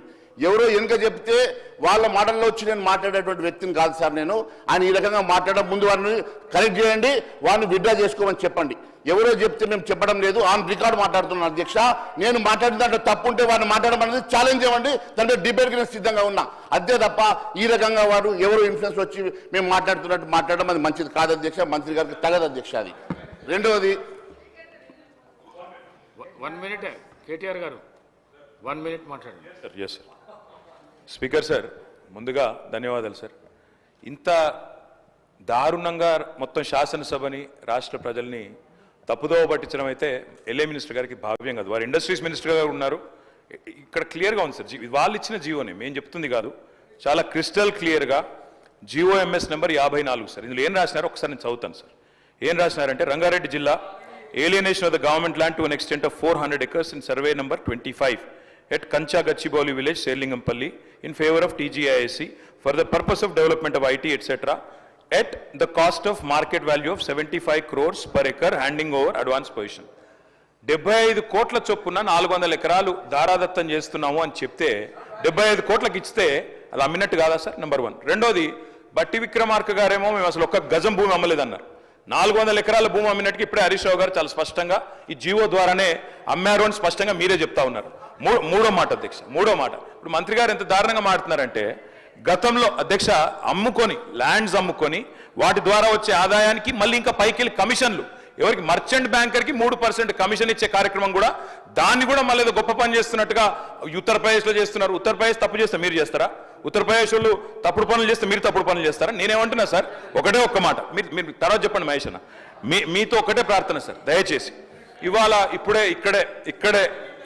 చెప్తా ఉన్నారు, నాకు మిత్రులు వచ్చి మా ఎమ్మెల్యేలు చెప్తా ఉన్నారు, నేను తమరిని రిక్వెస్ట్ చేస్తా ఉన్నా సార్, తమరిని రిక్వెస్ట్ చేస్తా ఉన్నా, ఏదో శాసనసభ సమావేశాలు జరుగుతున్న సందర్భంగా నేను మిమ్మల్ని రిక్వెస్ట్ చేస్తా ఉన్నా సార్, ప్రభుత్వాన్ని కూడా కోరుతా ఉన్నా, నిజంగా ఈ ప్రభుత్వానికి చిత్తశుద్ధి ఉంటే, ఈ ప్రభుత్వానికి ఏమైనా ప్రజలకు వాస్తవాలు తెలవాలన్న విషయంలో వారికి ఏమైనా నిజంగానే ధైర్యం ఉంటే, దయచేసి ఈ రేసులో ఏదో కుంభకోణం జరిగిందన్నారు కదా, దాని మీద చర్చ పెట్టండి, మొత్తం సమాధానం చెప్పడానికి నేను సిద్ధంగా ఉన్నానని చెప్పి మీ ద్వారా తెలియజేస్తా ఉన్నా. అధ్యక్ష ఉత్తరప్రదేశ్లో ఈ రకంగా భూమి అమ్మలేదు అధ్యక్ష, వారిని కరెక్ట్ చేయండి అధ్యక్ష. ఉత్తరప్రదేశ్లో మీరు అమ్మినట్లు 400 ఎకరాల భూమిని టీజీఐఎస్కి అమ్మి, ఆ భూమిని మీరు లోన్ తెస్తారా, అమ్మేస్తారా, ఏదో ఒక రకంగా మాకు డబ్బులు చెల్లించమని టీజీఐఎస్కి ట్రాన్స్ఫర్ చేసిన మాట వాస్తవం కాదా అడగండి అధ్యక్ష. వేరే రాష్ట్రాన్ని వీళ్ళు ఉదాహరణ తీసుకున్నప్పుడు చాలా స్పష్టంగా తెలుసుకోవాలి అధ్యక్ష, అక్కడ ఇలాంటి ట్రాన్సాక్షన్ జరగలేదు, ఇలాంటి ల్యాండ్స్ అమ్మలేదు అధ్యక్ష. అన్నిటికన్నా ముఖ్యం ఒకటి తెలియజేస్తా ఉన్నా అధ్యక్ష, ఈరోజు డిసెంబర్ 2వ తారీఖు రోజు అధ్యక్ష ముఖ్యమంత్రి గారి ఆఫీస్ నుంచి ఒక ప్రకటన వచ్చింది అధ్యక్ష. వాళ్ళు విడుదల చేసిన ప్రకటన ప్రకారం డిసెంబర్ 2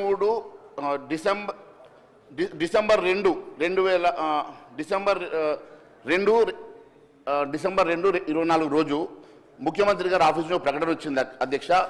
డిసెంబర్ 23 నుంచి 24 నవంబర్ నెలాఖరు వరకు రాష్ట్ర ప్రభుత్వం తీసుకున్న అప్పు కేవలం 52,118 కోట్లు అని చెప్పింది అధ్యక్ష.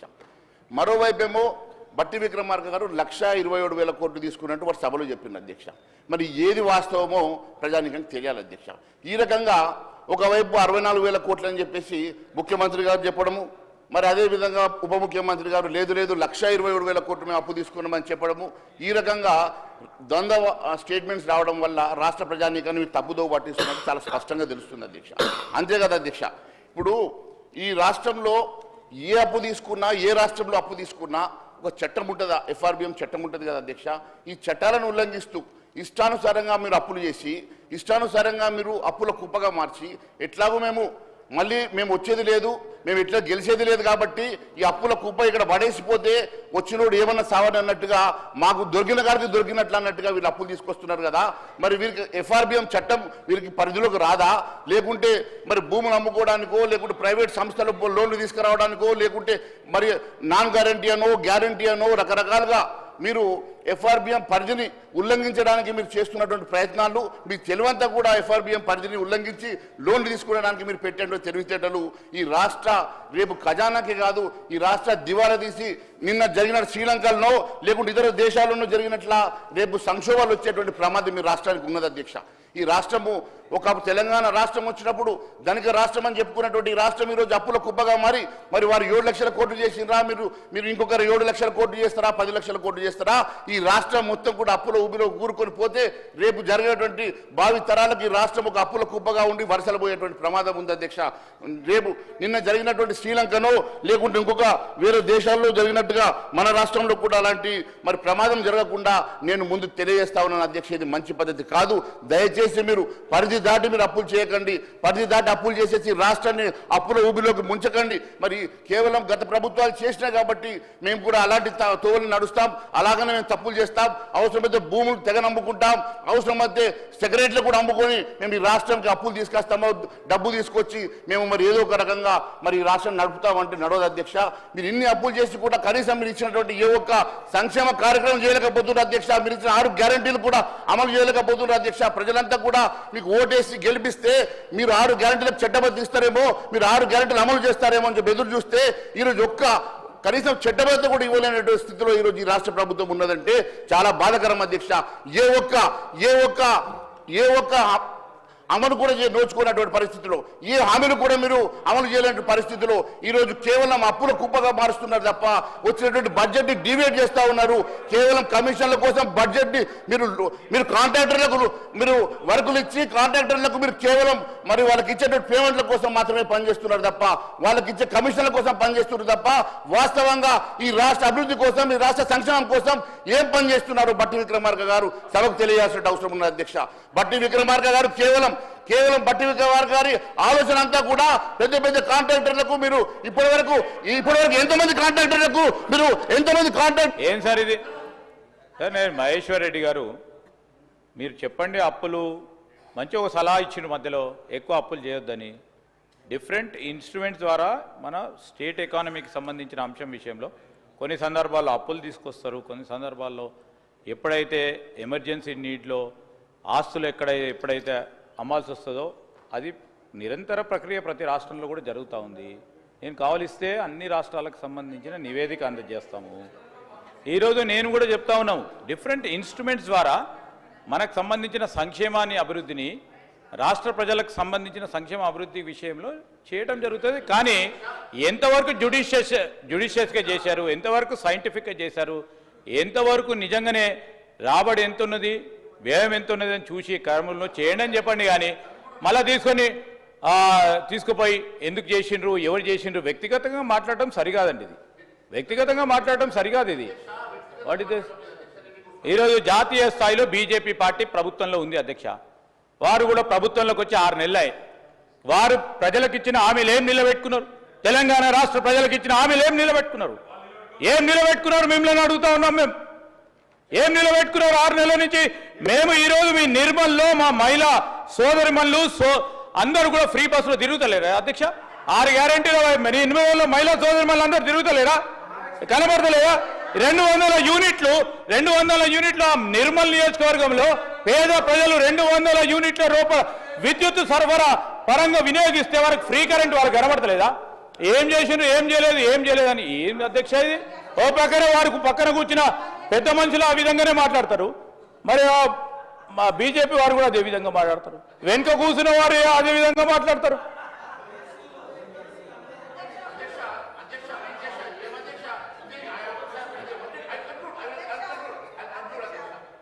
ఒక్క నిమిషం సీతక్క. అసంబద్ధమైనటువంటి మాటలు మాట్లాడడం కరెక్ట్ కాదు, బట్టి గారి మీద కానీ గవర్నమెంట్ మీద. అదే విధంగా మా అప్పుల గురించి మాట్లాడుతున్నారు మీరు, పాత అప్పులు. మేము గత ప్రభుత్వం తెచ్చిన అప్పులకు వడ్డీలు కట్టడానికి, అప్పులు తీర్చడానికి కొన్ని అప్పులు చేయాల్సినటువంటి పరిస్థితి ఉందని ఆల్రెడీ చెప్పడం జరిగింది. అయితే ఈ 10 సంవత్సరాల కాలంలో కేంద్రంలో 120 లక్షల కోట్ల రూపాయల అప్పు చేసిన మాట వాస్తవమా కాదా? అది మీ ప్రభుత్వం చేసింది.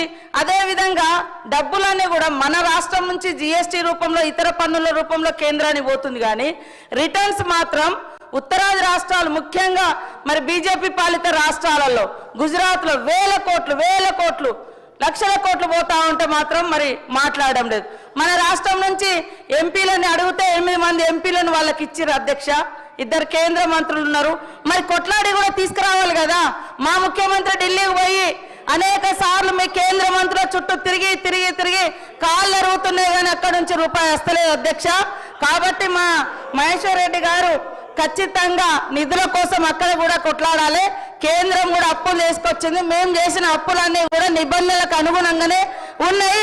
అప్పులకు అప్పులు కట్టడానికే అప్పులు చేయాల్సినటువంటి పరిస్థితి వచ్చింది అధ్యక్ష, అంతకంటే వేరే లేదు.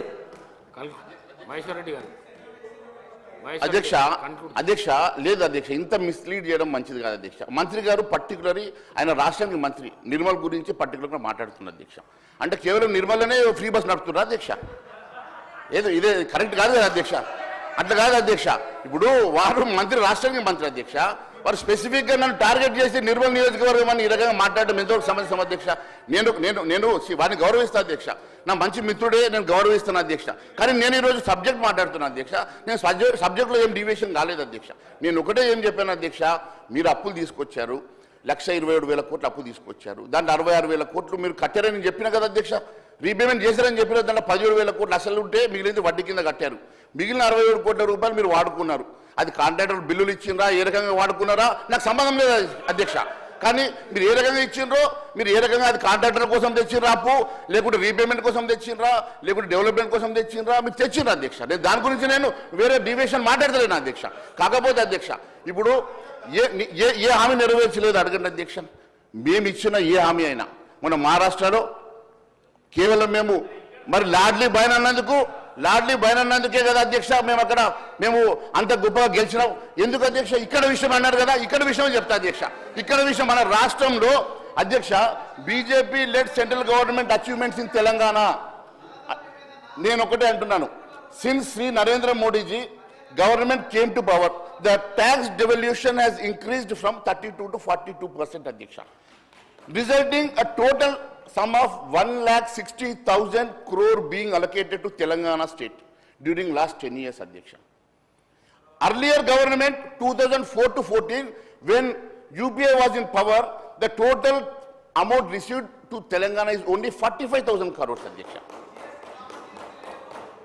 Yes, in spite of that, in addition to this Adhyaksha, through various central ministries, 5,21,000 crore rupees was allocated to state of Telangana. Apart from that, GST compensation also, as my brother is asking, it is also 15,329 additional to this. MP lots 1,000 crores. Backward area development is 2,250 crores. Adhyaksha, మేము ఎప్పుడు కూడా తెలంగాణ మీద భారతీయ జనతా పార్టీకి ప్రేమ ఎక్కువ అధ్యక్ష. అందుకే ఈ ప్రాంతానికి కొన్ని లక్షల కోట్ల రూపాయలు అధ్యక్ష, 6,81,000 కోట్ల రూపాయలు ఈ రాష్ట్రానికి గత నరేంద్ర మోడీ గారి ప్రభుత్వం ఇచ్చింది అధ్యక్ష.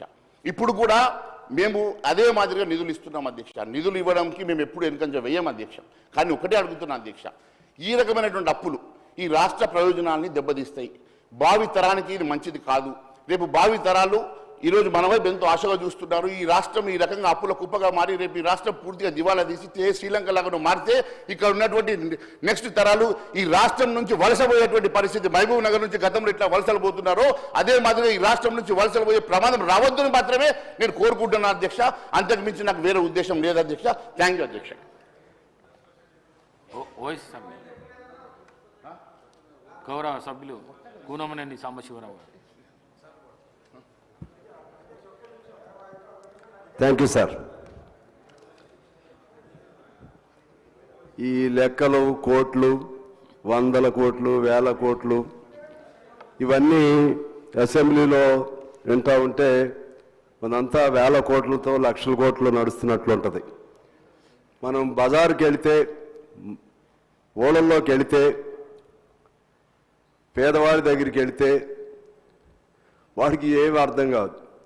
నాకేమన్నా జీతం ఇస్తున్నారా, నాకేమన్నా ఇల్లు ఇస్తున్నారా, నాకేమన్నా సౌకర్యాలు ఉన్నాయా, అవి చూస్తాడు.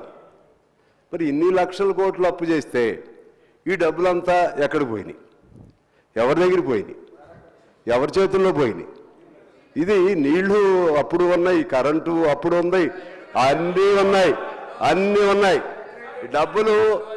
ఈ డబ్బులు ఇందులో ఎవరి చేతుల్లోకి ఎంత పోయింది అనేది కూడా మనం లెక్క తీసుకుంటే అధ్యక్ష, పేదవాడు కట్టే డబ్బులన్నీ, పేదవాడు కట్టే జిఎస్టీ దాదాపు 18 లక్షల కోట్లు కడుతుంటే అందులో ధనికులు కట్టేది 3% అధ్యక్ష, మిగిలినంత పేదవాళ్లే. కానీ తిరిగి మరలా ఎవరికి ఇస్తున్నారు?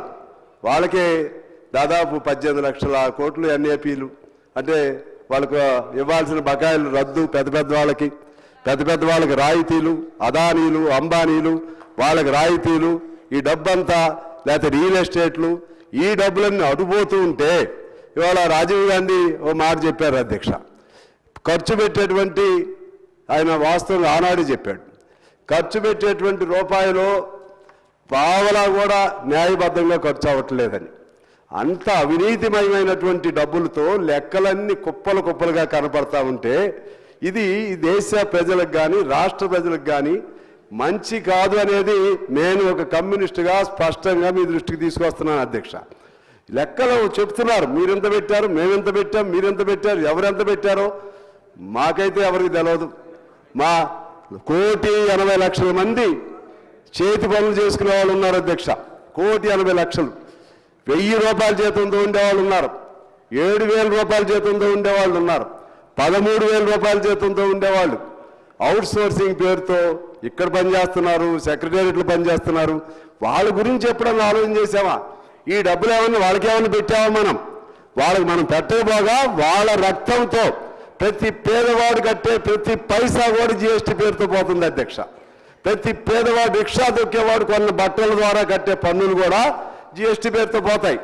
వాళ్ళకి ఆ విధంగా ప్రతి పేదవాడి కంట్రిబ్యూషన్ ఈ దేశ సంపద పెరగడానికి ఉంది తప్పితే దేశ సంపదలో నుంచి వాడికి ఎంత కంట్రిబ్యూషన్ ఉందనేది లెక్క తీస్తే చాలా మనం నిజంగా ఈ దేశం, ఈ రాష్ట్రం ఏ విధంగా పయనిస్తుందో తెలుస్తుంది అధ్యక్ష.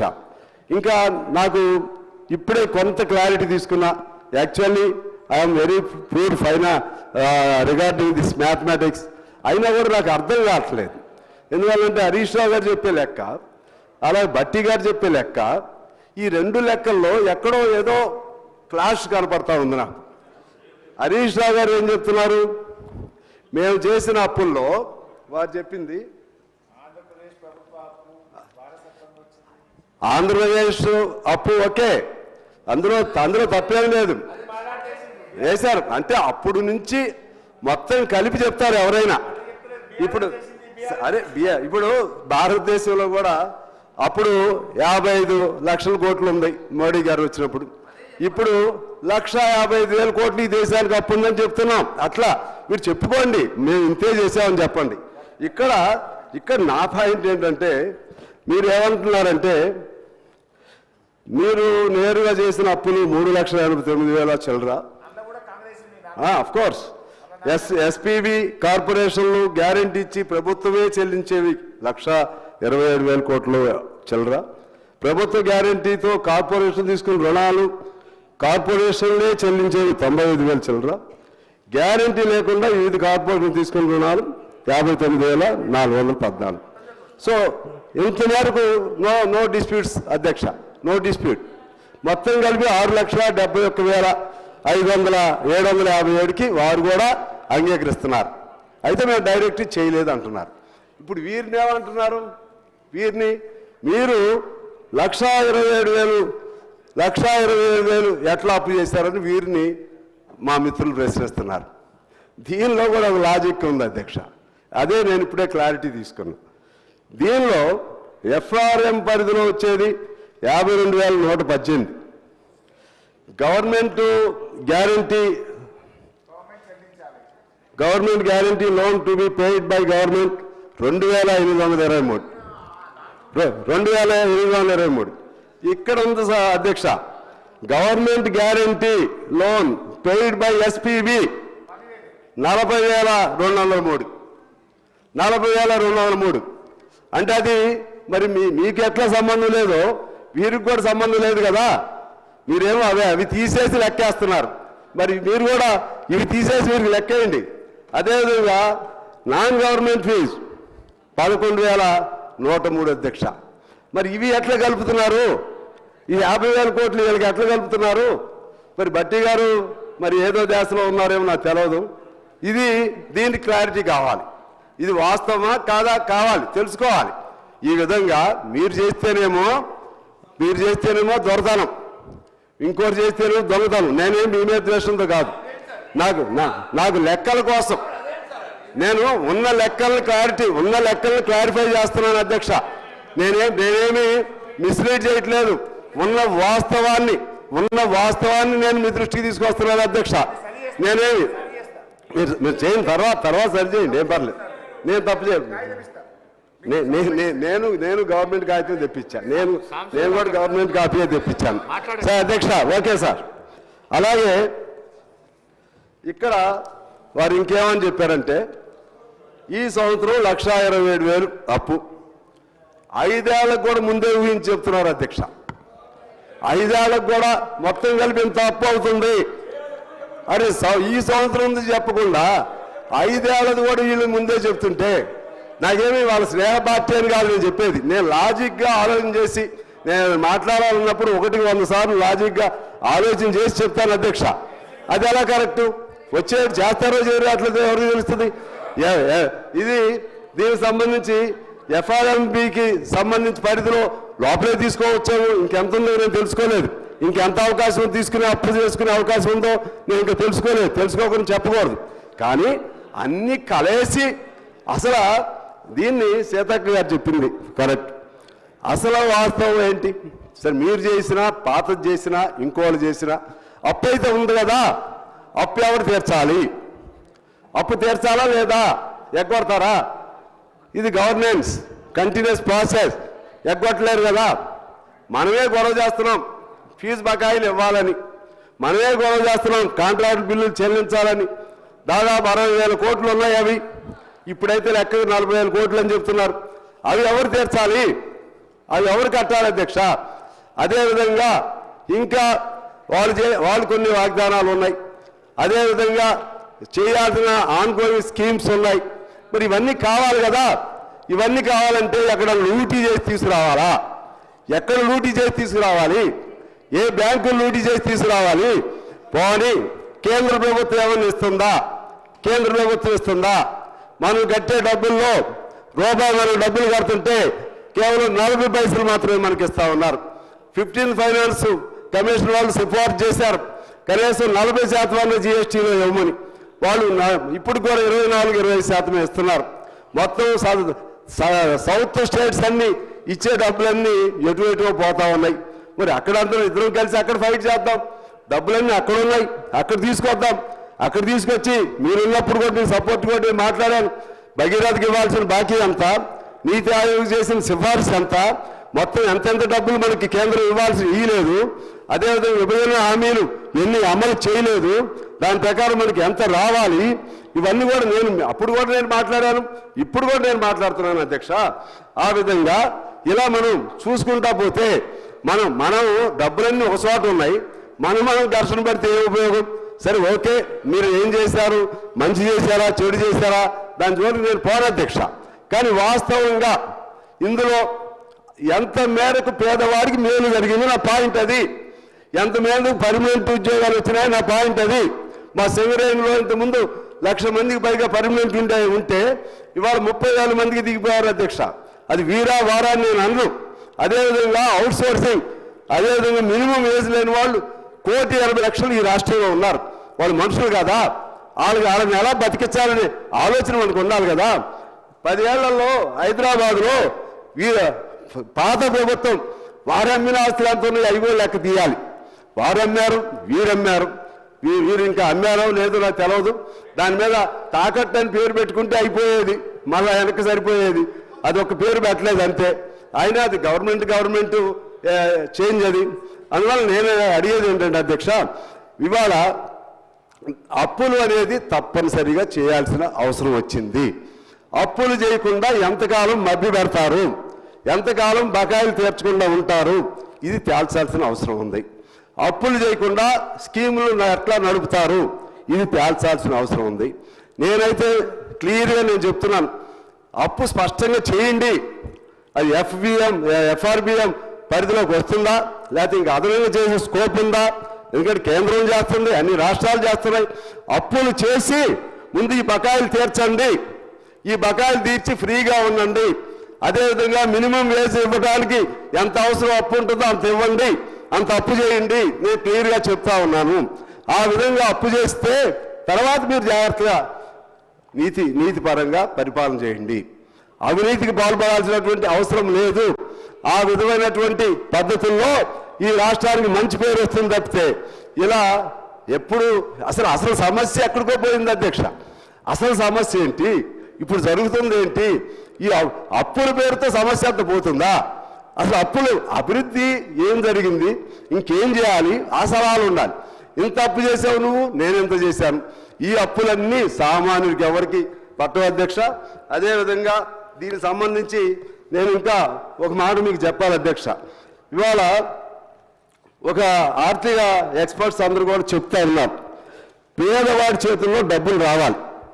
పేదవాడి చేతుల్లో డబ్బులు వస్తే వాడికి ఖర్చు పెట్టే స్పెండింగ్ కెపాసిటీ పెరిగిద్ది.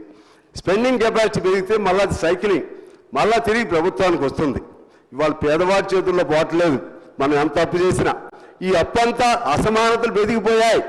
ఇవాళ 1% ప్రజల చేతుల్లో దాదాపు 80% సంపద ఉందని ఆ ఆక్స్ఫో రిపోర్ట్ ఉంది అధ్యక్ష. ఇలా ఉంటా ఉంటే వాటి మీద మనం ఫైట్ చేస్తే ఈ రాష్ట్రానికి మంచి జరిగిద్ది, ఈ దేశానికి మంచి జరిగిద్ది. ఇవాళ ఎంతమంది అండి, ఇదిగా ఆయన మన శ్రీశ్రీ చెప్పినట్లుగా తాజ్మహల్ కట్టింది తాజ్మహల్ చూస్తానికి అందంగా ఉంది. దానికోసం కష్టపడినటువంటి కూలీలు, ప్రాణాలు కోల్పోయినటువంటి కూలీలు ఎంతమంది ఉన్నారు? ఎన్ని తాజ్మహల్లు కట్టారు, ఎన్ని చార్మినార్లు కట్టారని కాదు, ఎంతమంది పేద ప్రజల ముఖాన నవ్వు చూస్తున్నాం అనేది అది బేసిక్గా మనకు ఉండాలని నేను. సంపద ఒకరిది, కష్టం ఒకరిది, ఫలితం ఇంకొకరిది. ఒకరికి ఇచ్చే జీతంతో ముగ్గురికి ఇస్తున్నారు, నలుగురికి జీతాలు ఇస్తున్నారు. సొంత ఇల్లు లేని వాళ్ళు ఎంతమంది? అదేవిధంగా కాళేశ్వరం లాంటి ప్రాజెక్టుల పేరుతో ఎంత డబ్బులు వృధా అయిందో, పాలమూరు, రంగారెడ్డి లాంటి వాటికి కేంద్రం డబ్బులు ఇవ్వదు. సింగరేణిలో ఎన్ని వేల కోట్ల కుంభకోణం జరుగుతుందో, జెన్కోలో ఎన్ని వేల కుంభకోణం జరిగిందో. అదేవిధంగా ఆఖరికి జర్నలిస్టులు, ఇటువంటి పేదవాళ్ళు, ఆశా వర్కర్లు, గ్రామ పంచాయతీ, అంగన్వాడీ, మున్సిపల్, మధ్యాహ్న భోజనం, ఇటువంటి వాళ్ళందరూ ఇవాళ ఈ ప్రభుత్వం బట్టి గారికి కూడా నేను ఒకటి సరిచేయాలని చూస్తున్నాను అధ్యక్ష.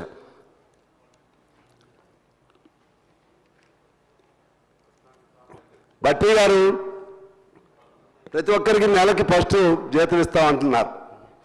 కానీ వారు ఇస్తుంది ఏంటంటే రెగ్యులర్ పర్మనెంట్ ఎంప్లాయీస్కి ఇస్తున్నారు. మున్సిపాలిటీలో పనిచేసే వాళ్ళకి 3-4 నెలల నుంచి జీతాలు లేవు. పంచాయతీల్లో పనిచేసే వాళ్ళకి 3 నెలల నుంచి జీతాలు లేవు. అలాగే అంగన్వాడీ మధ్యాహ్న భోజనం వాళ్ళకి 3-4 నెలల నుంచి జీతాలు లేవు. వాళ్ళు అసలు మనుషులు. బట్టి మా ఆర్థిక శాఖ మంత్రి గారిని కోరుతున్నాను, అవి కూడా చూడండి సార్, మీరు అవి చూడండి. మనం లెక్కల కోసం, ఎవరినో సంతృప్తి కోసం, పర్సన్ కోసం నెల జీతాలు ఇచ్చేస్తున్నామంటే కింద ప్రాక్టికల్ ఉండేటువంటి వాళ్ళు నవ్వుకుంటున్నారు, మాకెప్పుడు ఇచ్చారు జీతాలని వాళ్ళు అంటున్నారు. అంటే ఇప్పుడు ఎక్కువ మంది వాళ్ళు ఉన్నారు, ప్రభుత్వ రంగంలో ఎంతమంది ఉన్నారో దానికంటే ఎక్కువ వాళ్ళు ఉన్నారు అధ్యక్ష. అదేవిధంగా ఇంకా తిండి లేని వాళ్ళు, పౌష్టికాహారం లేని వాళ్ళు, చాలీ జీతాలతో బతుకుతున్న వాళ్ళు, బస్టాండ్లో పడుకునే వాళ్ళు, అదేవిధంగా ఉద్యోగాలు లేక తిరిగే వాళ్ళు, ఇలా లెక్కలు వేసుకుంటా పోతే ఎంతోమంది ఉన్న ఈ దేశంలో మనంగా సొంతంగా ఏమి చేయలేము అధ్యక్ష. మన రాష్ట్రము మనందరం కలిసి మనం ఫైట్ చేయండి. మీరు ప్రతిపక్షంగా వారికి అడిగే హక్కు ఉండాల్సిందే, అడగాల్సిందే. ఎందుకనంటే ఎంతసేపు 1 సంవత్సరం అయితే ఊరుకున్నారు, తర్వాత అడుగుతారు. కానీ అడిగే దానిలో లాజిక్ ఎక్కడో మిస్ అవుతుందనేది నా పాయింట్. అడిగే దానిలో లాజిక్ ఎందువల్లంటే అప్పు ఎందుకు చేశారు అనే పాయింట్, ఆ లాజిక్ అడగకుండా వీళ్ళందరికీ ఎప్పుడు ఇస్తారని అది అడిగితే మేము మీకు సపోర్ట్ పెట్టేవాళ్ళం. నిన్న కాకి డ్రెస్సులు వేసుకొచ్చారు, నేను సంతోషపడ్డా. ఒకళ్ళు ఎర్ర జెండా వేసుకొచ్చారు మెడలో, సంతోషపడ్డా. ఇంకోటి అటువంటి రండి, మేము సంతోషపడతాం. ఇవాళ అప్పు ఎందుకు చేశారంటే ఏదో అంటారు, మళ్ళీ సాంత అనకూడదు. అప్పులు చేసింది పాత అప్పులు, దాని వడ్డీ తీర్చాలా లేదా, పాత అప్పులు దాన్ని కొంత కట్టాలా లేదా. అందువలన మరింత సమయం నేను తీసుకుని అధ్యక్ష, దీని మీద ఆఖరికి థామస్ ఫీకెట్ అనే ఒక అతను రాశాడు మన భారతదేశానికి సంబంధించి, from British Raj to billionaires Raj. భారతదేశం ఆ స్థితిలో ఉంది. అంటే ఆ కాలం బ్రిటిష్ వాళ్ళ దగ్గర నుంచి ఇప్పుడు బిలియనర్స్ చేతుల్లోకి భారతదేశం పోతా ఉంది అధ్యక్ష. దీని నుంచి ఎలా బాగుపడాలి, ఎలా మనం ఆ అసమానతలు పూర్తిగా తొలగించలేకపోయినా మినిమం సమానత్వం అన్న ఉండే విధంగా మనం ఆలోచన చేయాల్సిన అవసరం ఉంది. ఆఖరిగా ఒక మాట చెప్పి నేను సెలవు తీసుకుంటాను అధ్యక్ష. ఇవాళ నేను మరలా అడుగుతున్నాను, మనది కోఆపరేటివ్ ఫెడరల్ వ్యవస్థ. ఈ వ్యవస్థలో రాష్ట్రాలు లేకపోతే కేంద్రం లేదు. ఎన్టీఆర్ గారు చెప్పారు, కేంద్రం అనేది మిథ్య అని. డబ్బులన్నీ మనకి పోతున్నాయి అక్కడి నుంచి తిరిగి మన వాటా మనకు రావట్లేదు. ఇద్దరు కలవండి, మీరు వారు. మమ్మల్ని కూడా పిలిస్తే మేము కూడా, ఒకళ్ళు ఉన్నా సరే మాకు జనం చాలామంది ఉన్నారు రోడ్ల మీద, అందరం కలుద్దాం. మన వాటా కోసం మనం ఫైట్ చేద్దాం, కేంద్రం నుంచి రావాల్సిన నిధుల కోసం ఫైట్ చేద్దాం. ఆ విధంగా రాష్ట్రాన్ని మనం ముందుకు తీసుకెళ్ళడానికి ప్రయత్నం చేద్దామని చెప్పి తెలియజేస్తూ, అంతిమంగా నేను మరలా మా ఆర్థిక శాఖ మంత్రి మా పెద్దలు బట్టి గారికి చెప్తున్నా, మీరు అప్పు చేయండి సార్, అప్పు చేయమని నేను కోరుతున్నా. అప్పు సార్ నేను ఆఖరికి మిమ్మల్ని కోరేది ఏంటంటే, అప్పు చేయండి. అప్పు చేయకపోతే మీరు ఈ రాష్ట్రాన్ని ఎలా నడుపుతారు? అప్పు చేసి ఒకసారి బాకీలు తీర్చి ఇక నుంచి దాన్ని జాగ్రత్తగా నడపడానికి ప్రయత్నం చేయండి, ఆదాయం పెంచుకోవడానికి ప్రయత్నం చేయండి. మొన్న ఉంది కదా ధరణి పేరుతో ఎన్ని కుంభకోణాలు జరిగినాయి పట్టుకోండి, ఎక్కడ దొంగ భూములు ఉన్నాయో పట్టుకోండి, ఎక్కడ దొంగ డబ్బు నల్ల డబ్బు ఉందో పట్టుకోండి, అటువంటి తీయండి. ఆదాయం పెంచే మార్గాలు, పరిశ్రమల్లో సింగరేణి లాంటి చోట కుంభకోణాలు జరుగుతున్నాయి, వాటిని అరికట్టండి. ఇవన్నీ చేస్తే డబ్బులు అవి కొంత వస్తాయి. ముందైతే అప్పు తెచ్చి ఈ ఇందాక మీరు చెప్పిన 40,000 కోట్లు లేకుండా అర్జెంటుగా ఫీజు ఇది కానీ లేకపోతే ఇతర బకాయిలు కానీ ఇచ్చేసేసి ఇక నుంచి ఫ్రీ అయిపోయి చేతులు కడిగేసుకుని భవిష్యత్తులో మాత్రం జాగ్రత్తగా ఈ రాష్ట్రాన్ని నడపండి.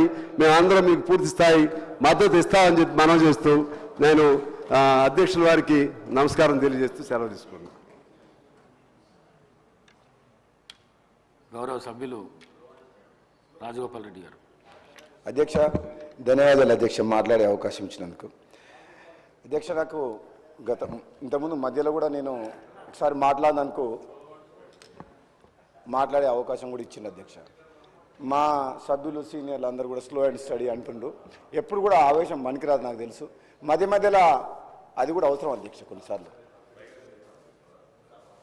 ఆవేదన, కొన్నిసార్లు ఆవేశం రూపంలో బయటకు వస్తేనే అది ప్రజల హృదయాలను దాటుతుంది, ప్రతిపక్ష సభ్యులకు కూడా అర్థమవుతుంది. తప్పితే ఒక ఆవేశంతో ఆవేదన చెప్పాల్సిన విషయాన్ని మామూలుగా చెప్తే అది వాళ్ళకి అర్థం కాదు అధ్యక్ష. అందుకనే కొన్నిసార్లు ఆవేశం కూడా అవసరం అధ్యక్ష. సో ఎమోషనల్ అనేది very important in our life.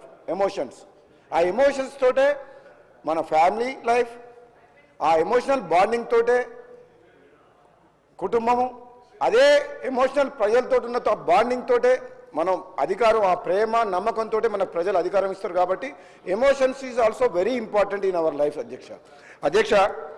నేను ఒక మాట ఇంతకుముందుకు నిజంగా హరీష్ రావు గారు వినండి, ఇంతకుముందుకు హరీష్ రావు గారు మాట్లాడితే నేను మధ్యలో మాట్లాడాల్సి వచ్చింది కొంచెం ఎమోషనల్గా ఒప్పుకుంటా అధ్యక్ష. ఎందుకంటే ఆయన లాంటి సీనియర్ వ్యక్తులు అట్లా మాట్లాడేసరికి బాధ అనిపించి నేను మధ్యలో మిమ్మల్ని మైక్ అడిగి మీ పర్మిషన్ తోటి అట్లా మాట్లాడాల్సిన అవసరం వచ్చింది మాట్లాడిన అధ్యక్ష. కానీ ఒక మాట నేనేమంటాను అధ్యక్ష, ఈరోజు నా సబ్జెక్ట్లో ఫస్ట్ దానికి ఏంటంటే, మనము హరీష్ రావు గారు మాట్లాడిన తర్వాత నిన్న మదన్ మోహన్ రావు గారు సభ్యుడు మాట్లాడినరు, గతంలో మాట్లాడిన సభ్యులు కొన్ని సందర్భాల్లో రోజు రోజుకు సభ యొక్క హుందాతనం గౌరవం తగ్గుతుంది. కాబట్టి నాకు కూడా కొన్ని ఎమోషన్స్ ఈ తెలంగాణ ప్రజలందరూ కూడా మనం గమనిస్తుండ్రు. కొన్ని చట్టాలు తీసుకొచ్చి ఆ సమస్యల మీద మాట్లాడి వాళ్ళకి న్యాయం జరుగుతుందని చెప్పి వాళ్ళు భావించి మన ఇక్కడ పంపిస్తే మనం సభ్యులు మనం ఈ భాష ఒక నిమిషం కొంచెం కట్ చేయకు, ఒక నిమిషం ఇది మంచి విను, ఇంత మంచిగా మాట్లాడినప్పుడు ఇది నేనేమంటలేను. మళ్ళీ మా మిత్రులు రాజగోపాల్ రెడ్డి గారు తన ఆవేదన వ్యక్తం చేశారు. I appreciate. నిజంగా కూడా ఆ ఎమోషన్ నేను అర్థం చేసుకుంటాను. కానీ రాజగోపాల్ రెడ్డి గారితో ఒక మాట అంటాను నేను. ఒక్కటే విషయం, అది న్యాయం అనేది అందరికీ ఒకే రీతి ఉండాలి, సభ అందరికీ ఒకే విధంగా ఉండాలి. ఒకటే పాయింట్, ఒకటే నిమిషం ఎక్కువ తీసుకోండి. ముఖ్యమంత్రి గారు ఇందాక లేచి నేను ఓఆర్ఆర్ రద్దు చేయండి అని నేను అన్నా.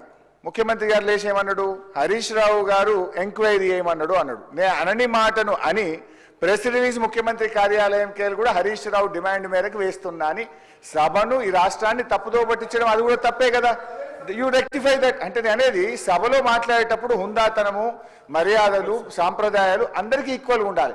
నేను అనని మాటను అన్నట్టు ముఖ్యమంత్రి గారు సభలో చెప్పి బయటకు పోయి ఆయన కార్యాలయంకి వెళ్ళి హరీష్ రావు గారు డిమాండ్ మేరకు వేశాను అని రిలీజ్ చేయడం ఎంతవరకు కరెక్టు? హౌస్ రికార్డ్స్ వెరిఫై చేయండి, హౌస్ అడ్జెంట్ చేసి స్పీకర్ గారి దగ్గర రికార్డ్స్ పెట్టండి, వాస్తవాలు తెలుసుకోండి. ఇట్లా మిస్లీడ్ చేయడం ఎవరికి కూడా మంచిది కాదు. అధ్యక్ష, పెద్దలు మాజీ మంత్రివర్యులు హరీష్ రావు గారు ఇందాక ఏదైతే అడిగారో అది నిజం. ఏదైతే చెప్తాను, ఒక టెండర్ రద్దు చేయాలి అంటే, ఒకసారి అగ్రిమెంట్ అయిన టెండర్ రద్దు చేయాలి అంటే ముందు రద్దు చేయమంటున్నారు. రద్దు చేయాలి అంటే దాని మీద విచారణ జరగాలి. విచారణ జరగకుండా ఎలా రద్దు చేస్తారు? ఎప్పుడన్నా భారతదేశ చరిత్రలో ఉందా? ఒక టెండర్ రద్దు చేయాలి అంటే విచారణ చేయాలంటే మీరు ఇండైరెక్ట్గా అడిగింది ఏంది? విచారణ చేసిన తర్వాతనే రద్దు చేయగలుగుతారు. దాంట్లో తప్పులు తేలిన తర్వాతనే రద్దు చేయగలుగుతారు. అది విస్మరించి గౌరవ ముఖ్యమంత్రి గారు ఏదో మాట్లాడారు, ఏదో మీరు రద్దు చేయమన్నమాట నిజం కాదా? దాని అర్థమేంది? విచారణ చేయమని. ఒకసారి అగ్రిమెంట్ చేసిన తర్వాత దాన్ని ఎలా రద్దు చేస్తారండి? విజిలెన్స్ ఎంక్వైరీనా, ఇంకొక ఎంక్వైరీనా, ఇంకొక ఎంక్వైరీనా? ఎంక్వైరీ చేయకుండా ఎలా రద్దు చేయగలుగుతారు? గౌరవ వారు చాలా సీనియర్ మోస్ట్ మంత్రి గారు, అనుభవం ఉన్నవారు, వారికి అన్ని విషయాలు తెలుసు. ఒకటి ఏదైనా రద్దు చేయాలి అంటే ఏదో గాలిలో పేపర్ వస్తే రద్దు చేయలేరు. అది గౌరవ మాజీ మంత్రి గారు గమనించాలని కోరుకుంటున్నాను.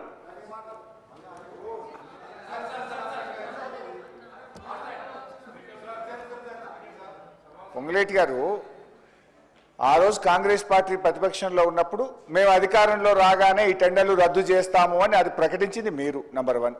నంబర్ 2, బట్టి గారు లేచి పదే పదే మేము మీలాగా అమ్ముకోలేదు, మీలాగా మేము ఓఆర్ఆర్ అమ్ముకోలేదు అంటే మరి మీకు అంత ఇష్టం లేకపోతే దాన్ని రద్దు చేయండి, బ్యాగ్ తీసుకోండి అని నేను అన్నాను. దాంట్లో తప్పేముంది? రాజగోపాల్ గారు, మంత్రి గారు, గౌరవ మంత్రి గారు, మాజీ మంత్రి గారు, మీరన్నదాన్నే నేను రిపీట్ చేస్తున్నా. మీరు ఏది రద్దు చేయమన్నారు అన్నదాన్నే చెప్తున్నాను నేను. రద్దు చేయాలి అంటే దాన్ని ఎంక్వైరీ చేయాలి. సో అంటే రద్దు చేయటానికి ముందు కమిటీ చేయాలి. కాబట్టి మీ కోరిక రద్దు చేయాలన్నది ఏదైతే ఉందో అది చేయాలంటే ఇది చేయాలన్నది గౌరవ ముఖ్యమంత్రి గారు ఆలోచన. రాజగోపాల్ రెడ్డి గారు. అధ్యక్ష, హరీష్ రావు, మన మాజీ మంత్రి హరీష్ రావు గారు లోతుగా వద్దండి. నేను కూడా ఆ మాటలు వాపసు తీసుకుంటున్నా. అధ్యక్ష,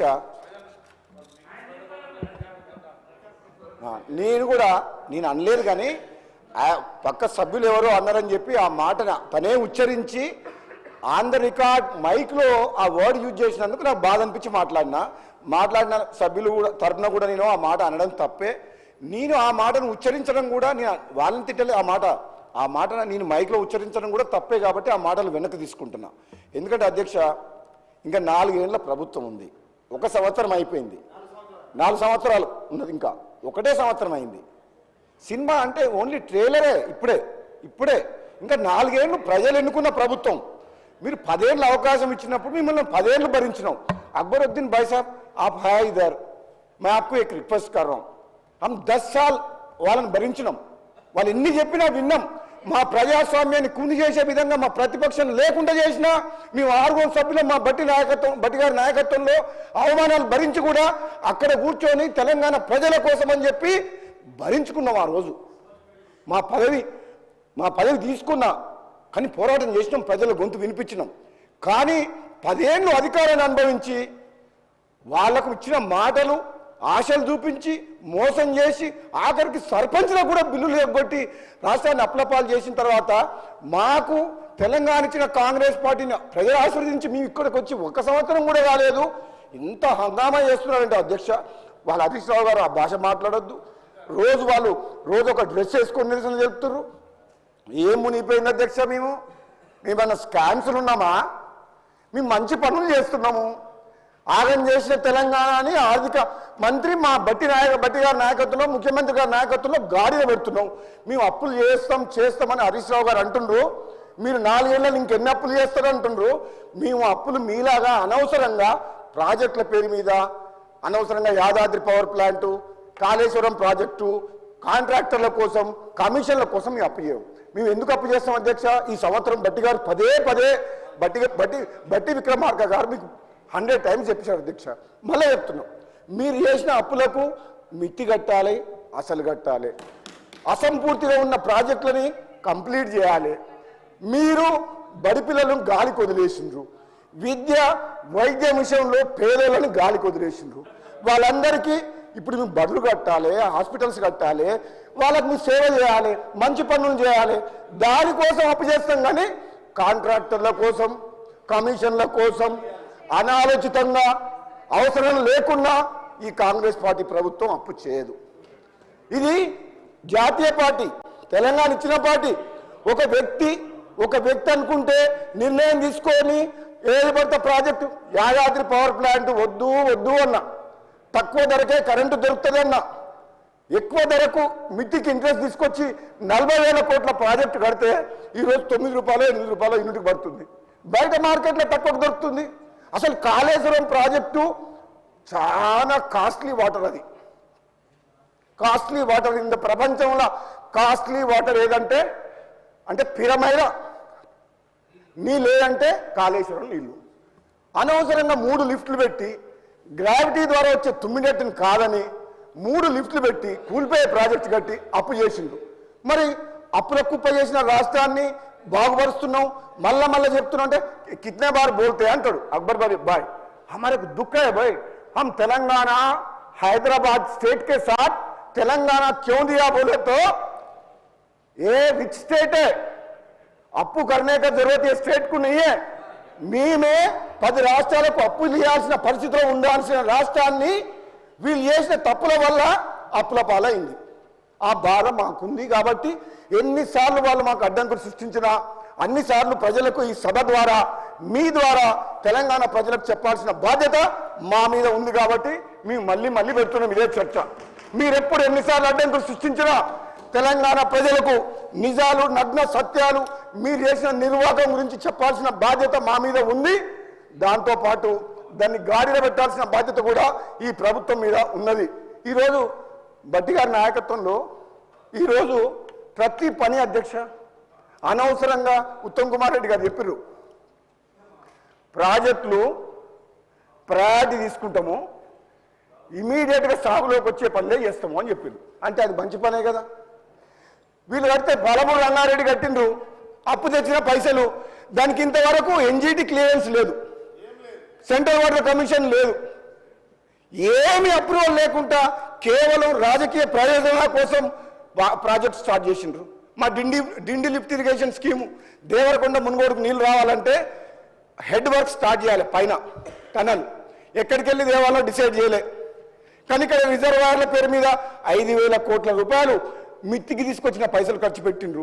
రిజర్వాయర్లు అయిపోయినాయి, కాలువలు అక్కడి నుంచి నీళ్ళు రాలే. ఇక మీరు ఏమనాలి? 5,000 కోట్లకు మిత్తి ఎట్లా కడుతున్నాం?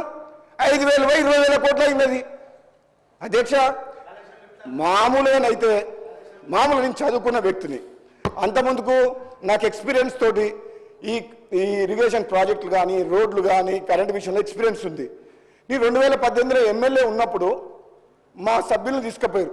మాకు ప్రతిపక్షం ఉంటే కనీసం మాట్లాడేటోళ్ళం 18 మంది. మా గొంతు నొక్కేసి ప్రతిపక్షం లేకుండా చేసారు. మేము 6గురం మేము మాట్లాడనీయలేదు. మమ్మల్ని మా గొంతు వినిపించుకోలేదు, మా సలహా తీసుకోలేదు, మా సూచనలు తీసుకోలేదు, మా లెక్క చేయలేదు. ఎక్కువ మాట్లాడితే తీసుకోవాలి బయటపడేసిండ్రు. నిర్వాహకం జరిగింది. పోనీ మేము మాట్లాడలేదు. పోనీ హరీష్ రావు, కేటీఆర్, ఇంకో మంత్రులు ఆనాటి ముఖ్యమంత్రి ఈనాటి ప్రతిపక్ష నాయకుడికి చెప్పే దమ్ము వీళ్ళకు ఉందా? ఆయన కుసమ్మంటే కుసో, లెమ్మంటే లే. కాళేశ్వరం డిజైన్ అయినా ఆయనే, కాళేశ్వరం ప్రాజెక్ట్ అయినా ఆయనే, యాదాద్రి పార్టీ పెట్టాలనే నిర్ణయం ఆయనదే. ఆయన ఒక్కడు నిర్ణయాలు తీసుకుంటూ 10 మందితో ఆలోచించి నిర్ణయాలు తీసుకుంటే ఈరోజు ఈ రాష్ట్ర పరిస్థితి ఇట్లా ఉండేది కాదు, ఈ రాష్ట్రం ఆగమయ్యేది కాదు, మనందరం బాధపడే వాళ్ళం కాదు. ఆయన వినడు అధ్యక్ష. నీ అందుకనే అన్న హరీష్ రావు గారు మీకు కోపం వస్తుండొచ్చు. అప్పు చేసిన ఆయన, ఆగం చేసిన ఆయనేమో ప్రతిపక్ష నాయకుని హోదాలో ఫామ్ హౌస్లో ఉన్నాడు. వీళ్ళందరేమో మాకేం సహకరిస్తలేరు. మాకు సహకరించండి. పోనీ ఆయన తప్పులు చేసిండు, ఆయన తప్పులు చేసిందని మేము చక్కదిద్దుతున్నాం. ఆయన పెద్ద మనిషి రానన్నాడు, కనీసం మీరన్నా సహకరించండి, మేము మంచి పనులు చేస్తాం. ఇదేందండి? ఇది మాకు బాగా అనిపిస్తుంది అధ్యక్ష. ఆవేదన ఇవి అధ్యక్ష. ఈరోజు తెలంగాణ రాష్ట్ర ప్రజలు నమ్మకంతో మాకు అధికారం ఇచ్చింది. రాష్ట్ర ప్రభుత్వం బ్రహ్మాండంగా, నిజాయితీగా, నిష్పక్షపాతంగా, పారదర్శకంగా వాళ్ళు తీసుకున్నారు అధ్యక్ష నిర్ణయాలు. కాంగ్రెస్ పార్టీల ఒక వ్యక్తి చేతులు ఉండదు. మంత్రివర్గం, ముఖ్యమంత్రి గారు అందరూ కలిసి కూలంకషంగా చర్చించి అఖిలపక్ష వాళ్ళని సంప్రదించి ఏ నిర్ణయం తీసుకోవాలో 1కి 100 సార్లు ఆలోచించి నిర్ణయాలు తీసుకుంటారు. అది కాంగ్రెస్ పార్టీ ప్రభుత్వం. అది మీరు చేయలేరు ఆ పని, మేము చేస్తాం ఆ పని. అధ్యక్ష, వాళ్ళకు మా మాటలు నచ్చవు, ఎందుకంటే ఇది నిజాలు నగ్న సత్యాలు. అధ్యక్ష, యాదాద్రి పవర్ ప్లాంట్ కానీ, కాళేశ్వరం కానీ, సీతారామ ప్రాజెక్టు కానీ ఏదైనా అనవసరంగా ఎస్టిమేటెడ్ కాస్ట్ పెంచి లక్షల కోట్ల రూపాయలు అప్పులు పాలు చేసింది. అది అవును. ఓఆర్ఆర్ విషయంలో పొంగులేటి శ్రీనివాసరెడ్డి గారు క్లారిటీ ఇచ్చిండ్రు. ఎంక్వైరీ చేస్తే మనం ఏదైనా నిజాలు తెలిస్తే రద్దు చేయొచ్చు టెండరు. పెద్ద కుంభకోణం. 30 ఏళ్ళు వచ్చే ఆదాయం వచ్చే ఒక కామధేనువుని అప్పటికప్పుడు రాజకీయాల కోసం, ఓట్ల కోసం అని చెప్పి అప్పటికప్పుడు రైతు రుణమాఫీ చేసేందుకు అమ్ముకున్నారు తక్కువ ధరకు. అదే ఉంటే 2 లక్షల కోట్ల రూపాయల ఆదాయం మనం 30 ఏళ్లలో మన రాష్ట్ర ప్రభుత్వానికి వస్తుంది. 2 లక్షల కోట్ల రూపాయల ఆదాయం వచ్చే ఔటర్ రింగ్ రోడ్ ప్రాజెక్ట్ని వాళ్ళు 7,000 కోట్లకే తప్పుడు ఆదాయం చూపించి, తప్పుడు ఖర్చు చూపించి ఆ నిర్వహణ ఖర్చు ఎక్కువైతుంది, ఇన్కమ్ తక్కువైతుంది అని చెప్పి ఎవరో బాంబే పార్టీకి, మహారాష్ట్ర వ్యక్తికి చీకటి ఒప్పందం చేసుకుని అమ్మేసింది. ఈరోజు అది బయటకు వస్తుంది తప్పకుండా. ఏ విషయమైనా నిజం నిప్పు లాంటిది, అన్నీ బయటకు వస్తాయి అధ్యక్ష. అదేవిధంగా అధ్యక్ష, హరీష్ రావు గారు అయితే మళ్ళీ మాట్లాడతాడు. నీ మాట్లాడిన తర్వాత ఆయన మాట్లాడిన మళ్ళీ చమత్కారం అయిపోయింది అధ్యక్ష. 5 మినిట్స్ 2 మినిట్స్ అంతే. ఎందుకంటే గతంలో చెప్పినా మళ్ళీ చెప్తున్నా, కేసీఆర్ కుటుంబ సభ్యులు ఎవరైనా సరే మాటల్లో వాళ్ళు మించిన వాళ్ళు ఎవరు లేరు. మాటల్లో చిత్రవుతుంది. హరీష్ రావు గారు, కేటీఆర్ గారు ఎందుకో భగవంతుడు వాళ్ళకి అట్లా ఇచ్చిండు బ్రాండ్. అబద్ధాలు కాదు, అబద్ధాలను నిజంగా చెప్పినా కూడా హరీష్ రావు గారు చెప్పగలుగుతారు. హరీష్ రావు గారు ఎటువంటి మనిషి అంటే మోస్ట్ క్యాపబుల్ పర్సన్. ఎందుకంటే ఆయన ఎందుకు మెచ్చుకుంటున్నా అంటే అలా మాట జగదాడు అధ్యక్ష. ప్లీజ్ అధ్యక్ష పర్సనల్ ఏం పోతలేం కానీ, వ్యక్తిగతంగా ఏమంటలేను కానీ, మీరు ఆశలు చూపించి 10 ఏళ్ళు చేయలేదు కదా. ఈ కాంగ్రెస్ పార్టీ అభయహస్తం ఇచ్చి 5 ఏళ్ళనే చేస్తుంది. ఇది అభయహస్తం. టైం ఇవ్వండి, మీరు టైం ఇవ్వండి. హరీష్ రావు గారు, మేము కూడా చదువుకున్న వాళ్ళము, తెలంగాణ ఉద్యోగంలో ఉన్నాం, పార్లమెంట్ సభ్యునిగా తెలంగాణ కోసం కొట్లాడిన అధ్యక్ష నేను. మాకు కూడా తెలంగాణ అంటే కమిట్మెంట్ ఉంది. మీకు సమయం ఇచ్చినప్పుడు మీరు ఏం చేసిండ్రో ప్రజలు చూసిండ్రు. మాకు అవకాశం వచ్చింది ఇప్పుడిప్పుడే, 1 సంవత్సరం అయింది. 100% ముఖ్యమంత్రి రేవంత్ రెడ్డి గారి నాయకత్వంలో మా డిప్యూటీ సీఎం భట్టి గారి నాయకత్వంలో ఉత్తమ్ కుమార్ రెడ్డికి చాలా మంది సీనియర్ పీపుల్ ఉన్నారు అధ్యక్ష. ఇక్కడ మామూలు వాళ్ళు ఎవరు లేరు. మీ దగ్గరనే వన్ మ్యాన్ షో. ఇక్కడ మేమందరం చాలా చదువుకున్న వాళ్ళు.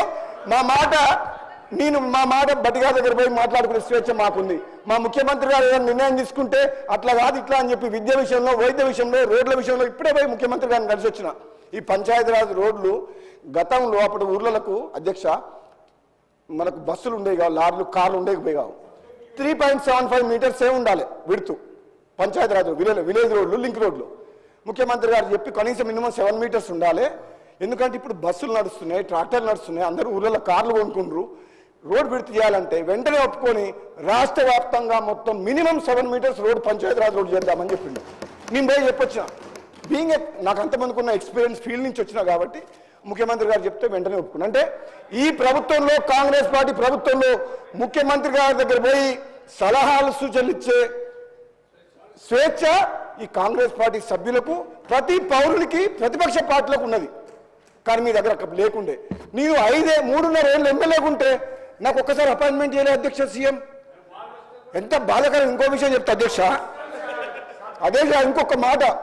ఎంత బాధాకర విషయం అంటే ఈ తెలంగాణ రాష్ట్రంలో నేను సభ్యుల్లో ఉన్నా.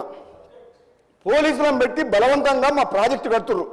రిజర్వాయర్ ల్యాండ్ అక్విజిషన్ యాక్ట్ కాదని చెప్పి ఏదో 123 జీవో తీసుకొచ్చి రైతులను ఆగమాగం చేశారు. ప్రాజెక్టు నిలువులేవు, అన్ని ఆగమాగం చేసి మున్గోడులో శివనగూడెం రిజర్వాయర్లో పోలీసులను పెట్టి బలవంతంగా రైతులను కాల్ చేపించి ఆ వినతి పత్రం ఇద్దామంటే నాకు అపాయింట్మెంట్ దొరకట్లేదు. అక్కడ ముఖ్యమంత్రి గారు హౌస్కి వచ్చినప్పుడు ముఖ్యమంత్రి గారు డోర్ బయట రిప్రజెంటేషన్ తీసుకొని 1 అవర్ నిలబడ్డా అధ్యక్ష. ఒక సభ్యునిగా ముఖ్యమంత్రి గారు లోపల ఉంటే 1 అవర్ నిలబడితే అక్కడ ఉన్న అటెండర్ అన్నాడు, సార్ నాకు బాధ అనిపిస్తుంది మిమ్మల్ని చూస్తే, నాకు ఏడుపు వస్తుంది సార్, మీరు పోండి సార్ అన్నాడు. లోపలికి వినలే అధ్యక్ష. 3.5 ఏళ్లలో ఒక్కసారి కూడా ప్రజాభవన్లో కానీ అడుగుపెట్టలే అధ్యక్ష. మాకు మేము మెయిల్ త్రూ, లెటర్ త్రూ చెప్తా మీకు. ఆయనకు అవసరం ఉన్నప్పుడు ఒకసారి పిలిపించుకుని నన్ను భట్టి గారిని ఏదో ఒకసారి దళితుల మీద ఆదైనప్పుడు మాకు అపాయింట్మెంట్ కానీ చెప్పుకునే అవకాశం కానీ అది మీ పాలన. అంటే ప్రతిపక్ష సభ్యులను ప్రజలు ఎన్నుకున్న సమస్యలు చెప్తాను కూడా అవకాశం ఇవ్వలేని ప్రభుత్వాన్ని 10 ఏళ్ల పాటు పరిపాలించిన మీరు మాకు నీతులు చెప్తామంటే, మరియమ్మ అనే ఒక మహిళని చనిపోతే, దళిత మహిళ చనిపోతే మదిరకు సంబంధించిన అయితే మోత్కూరులో జరిగింది అది. అయితే నన్ను భట్టి గారు ఫోన్ చేసిండ్రు. భట్టి గారు, శ్రీధర్ బాబు గారు ఫోన్ చేసి మన 6గురిని రమ్మన్నారు. ఒక వినాలి మీరు. ఓ బాబు అధ్యక్ష 5 ఏళ్లలో గత అసెంబ్లీలో మీ కేసీఆర్ గారి ప్రసంగాలు, మీ ప్రసంగాలు గంటల కొద్ది అక్కడ కూర్చొని విన్నాం. నేను 10 నిమిషాలు మాట్లాడితేనే మీరు తట్టుకోలేకపోతే ఎట్లా? గంటల కొద్ది కేసీఆర్ ప్రసంగాలు మాట్లాడుతుంటే మాకు నీతులు చెప్పేవాడు ఆయన అసెంబ్లీ సాక్షిగా మేము అక్కడ కూర్చుంటే. నేను చెప్తున్నా, ఆ రోజు భట్టి గారు ఫోన్ చేసింది అధ్యక్ష, మన ముఖ్యమంత్రి గారు ప్రజాభవన్ రమ్మన్నారు, మీరు రావాలి అన్నారు. అంటే నేను ఇన్నిసార్లు అపాయింట్మెంట్ అడిగితే ఇవ్వలేదు సమస్యల గురించి. ఆయనకు అవసరం ఉంది, ఒక ఇష్యూ అవుతుంది, ఒక పెద్ద బర్నింగ్ ఇష్యూ అవుతుందని చెప్పి మమ్మల్ని పిలిపించుకొని హరియమ్మ భట్టి గారు రమ్మంటే భట్టి గారి కోసం అని చెప్పి శ్రీధర్ బాబు గారు మీరు వచ్చారు కదా, నేను జగ్గారెడ్డి గారు మేము అందరం కలిసిపోయినాం అధ్యక్ష. కానీ ఏనాడు కానీ ఏ సమస్య కానీ సలహా కానీ సభ్యునిగా ఇవ్వలేదు అధ్యక్ష. కానీ అధ్యక్ష అయినా కానీ మాకు బాధలేదు హరీష్ గారు. అధ్యక్ష లాస్ట్ ఒక వర్డ్ చెప్తా. లాస్ట్ మన స్పీకర్ గారు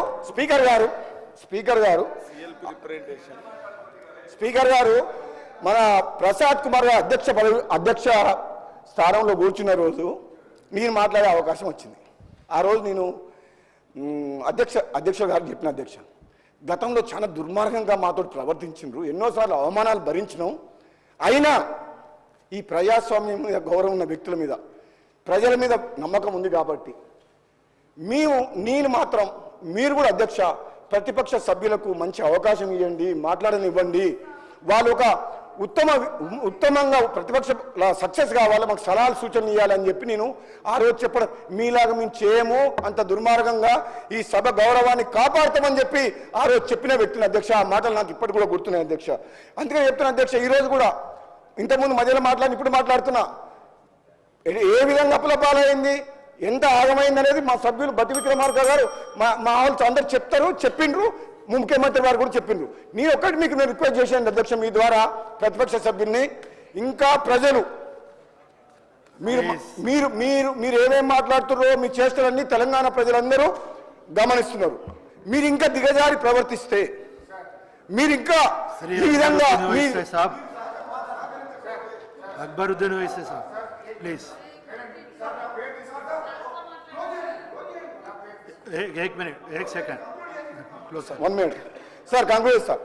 నేను మీ ద్వారా ప్రతిపక్ష సభ్యులకు హరీష్ రావు గారికి సభ్యులందరికీ కూడా కొంచెం హుందాతనం తోటి ఉండండి, కొంచెం మాకు సమయం ఇవ్వండి, సూచనలు ఇవ్వండి, సలహా ఇవ్వండి. ఈ కాంగ్రెస్ పార్టీ ప్రభుత్వం తప్పకుండా ఈ తెలంగాణ ఎన్నో ఆశలతోటి మా కాంగ్రెస్కి ఓటేసి గెలిపించినందుకు వాళ్ళ ఆశలు నెరవేరుస్తాం. కాబట్టి హరీష్ రావు గారిని సీనియర్ నాయకులందరినీ కూడా కోరుకుంటున్న అధ్యక్ష మీ ద్వారా. థ్యాంక్ యూ అధ్యక్ష. थैंक यू ओवैसी जी अकबर साहब కానీ మళ్ళా కాంట్రవర్సీ దయచేసి హరీష్ రావు గారు కాంట్రవర్సీ డిస్కషన్ పెంచకండి ప్లీజ్. బాత్ కీజిए. Honorable Speaker, sir.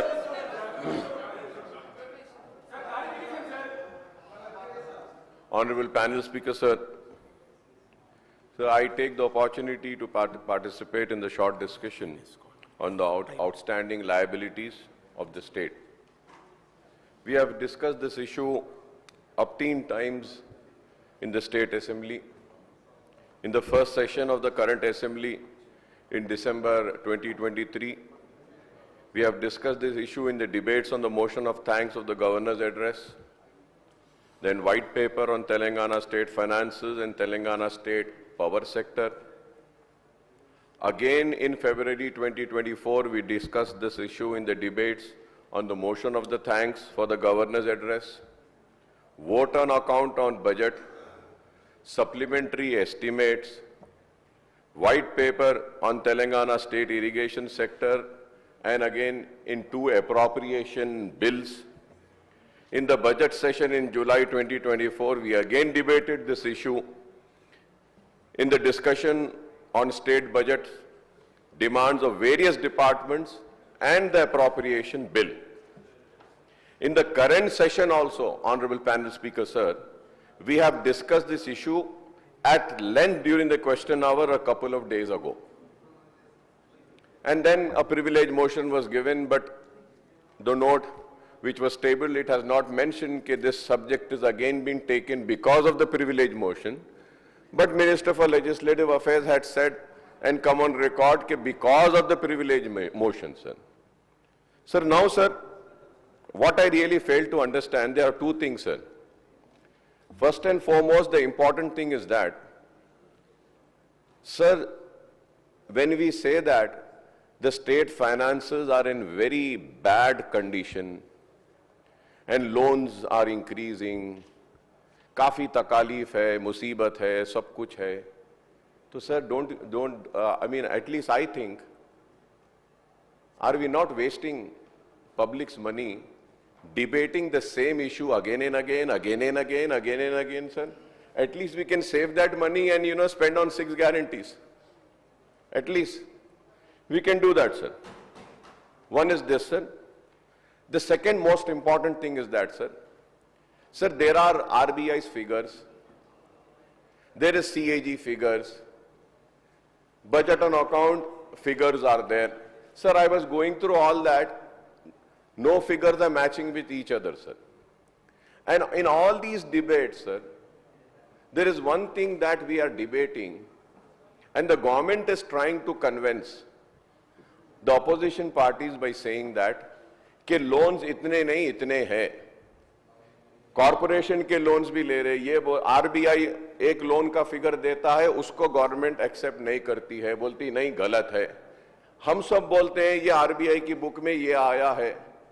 So I would say that Honorable Minister Saab had spent so much of his energy, effort, his learnedness, and whatever information he has to convince all of us. I request him, sir, whatever energy and time he has spent to convince all the opposition parties, from that 10% take out some time, and why don't you convince RBI, sir? And say that, no, my figures are right, RBI, you are wrong. You say that. At least do that, sir. It will save our time. Because what is happening, sir, he's saying, no, this is this, this is this, this is this. RBI is saying this is that, this is that. So we need to save our time because, sir, I don't know how much of money, I'm not sure, sir, but we spend lakhs of rupees on one single minute of running this house. So that money can be spent or can be distributed to the poor and the needy, or that money can be spent on six guarantees. So that is very important because it has been promised. You know, sir, what I feel that the government is trying to build a picture by saying that, oh, financial condition is bad, financial condition is bad. Developmental works, no money. This, no money. But what I think is that no, state has the money. I will just prove it, sir. Sir, going further ahead, sir. Sir, last Sunday, CM Saab addressed a press conference in the Common to brief the state's liabilities. By discussing this issue, sir, so many times so far, we may set a record, sir. Like we have discussed so many times, sir. Sir, I may recall that a veteran Congress leader who I used to respect him and love him, and I would say that I have learned so much from him. Late Janab Roshaya Sahab. Sir, he had set a record by presenting state budget 16 times, including 7 times in a row, a record in the country. A record in the country, sir. He was a finance minister under 5 Congress chief ministers, Dr. Marri Channa Reddy, and then N. Janardhan Reddy, Kotla Vijayabhaskar Reddy, Dr. Y.S. Rajshekar Reddy, sir. Sir, I may also point out that Roshaya Saab as a finance minister and later as a chief minister had set a record as the state, sir, as the state did not resort to overdraft for a single day during his tenure, sir. For a single day, sir. Sir, I was young then. When Rajshekar Reddy Saab was the chief minister, I think it was my second term then. So I used to admire. And he was also Minister for Legislative Affairs, sir. One man responsible for the finances of the state and also Legislative Affairs Minister. We have 2 people succeeding him. One Mr. Bhatti Saab as a finance minister, and when we have Sridhar Babu as a Legislative Affairs Minister, sir. So I hope that the legacy and the foundation which has been laid by Roshaya Sahab will continue with these 2 individuals, sir. Sir, going further ahead, sir, on the other hand, Chandrababu Naidu, first as a finance minister and later as a chief minister in United AP, and again in AP after bifurcation, sir. Sir, I was also there in the house when Mr. Chandrababu Naidu was also the chief minister, sir. Sir, he has set a record as the state government resorted to overdraft almost every day except for the holidays, sir. Except for the holidays. Sir, and going further ahead, sir. So through you, I would like to ask Honorable Finance Minister, Deputy Chief Minister, Mr. Bhatti Sahab, to tell us how many times the state government has resorted to overdraft during his tenure as finance minister so far. I would like to know on this, sir. So we know that the previous government has also resorted to overdraft and ways and means for most of the working days during its rule, making Telangana one of the top states resorting to this facility from the RBI, sir. Sir, I would like to know the details of the outstanding debt as per the FRBM norms. I know Honorable Minister Saab, when he was speaking, he has mentioned many things, but the note which has been given, it doesn't provide that information. So I want things to come in writing. That is why I'm requesting that kindly let us know the outstanding public debt as per the FRBM norms, appropriation in Telangana state on its formation on 2nd of June 2014, and the state debt as on 31st March 2024 and 30th November 2024 with the data on borrowings and repayments and outstanding debt on the said dates. Sir, when I go further, sir, I would also request the Honorable Finance Minister, if my figures are wrong, I did my best, sir. I tried my best to gather all the figures from all the records which were available in public domain. Sir, we have a component wherein, if I'm wrong, again I may be corrected by two learned people over here. One is Bhatti Saab as a finance minister and Harish Saab as the ex-finance minister, sir. Sir, there is one component which is compulsory payments which we have to make. The compulsory payments are like, interest payments, salaries and wages and pensions, and then subsidies, sir. Subsidies mean farmer subsidy, electricity subsidy, or any other, like now bus subsidies and all, sir.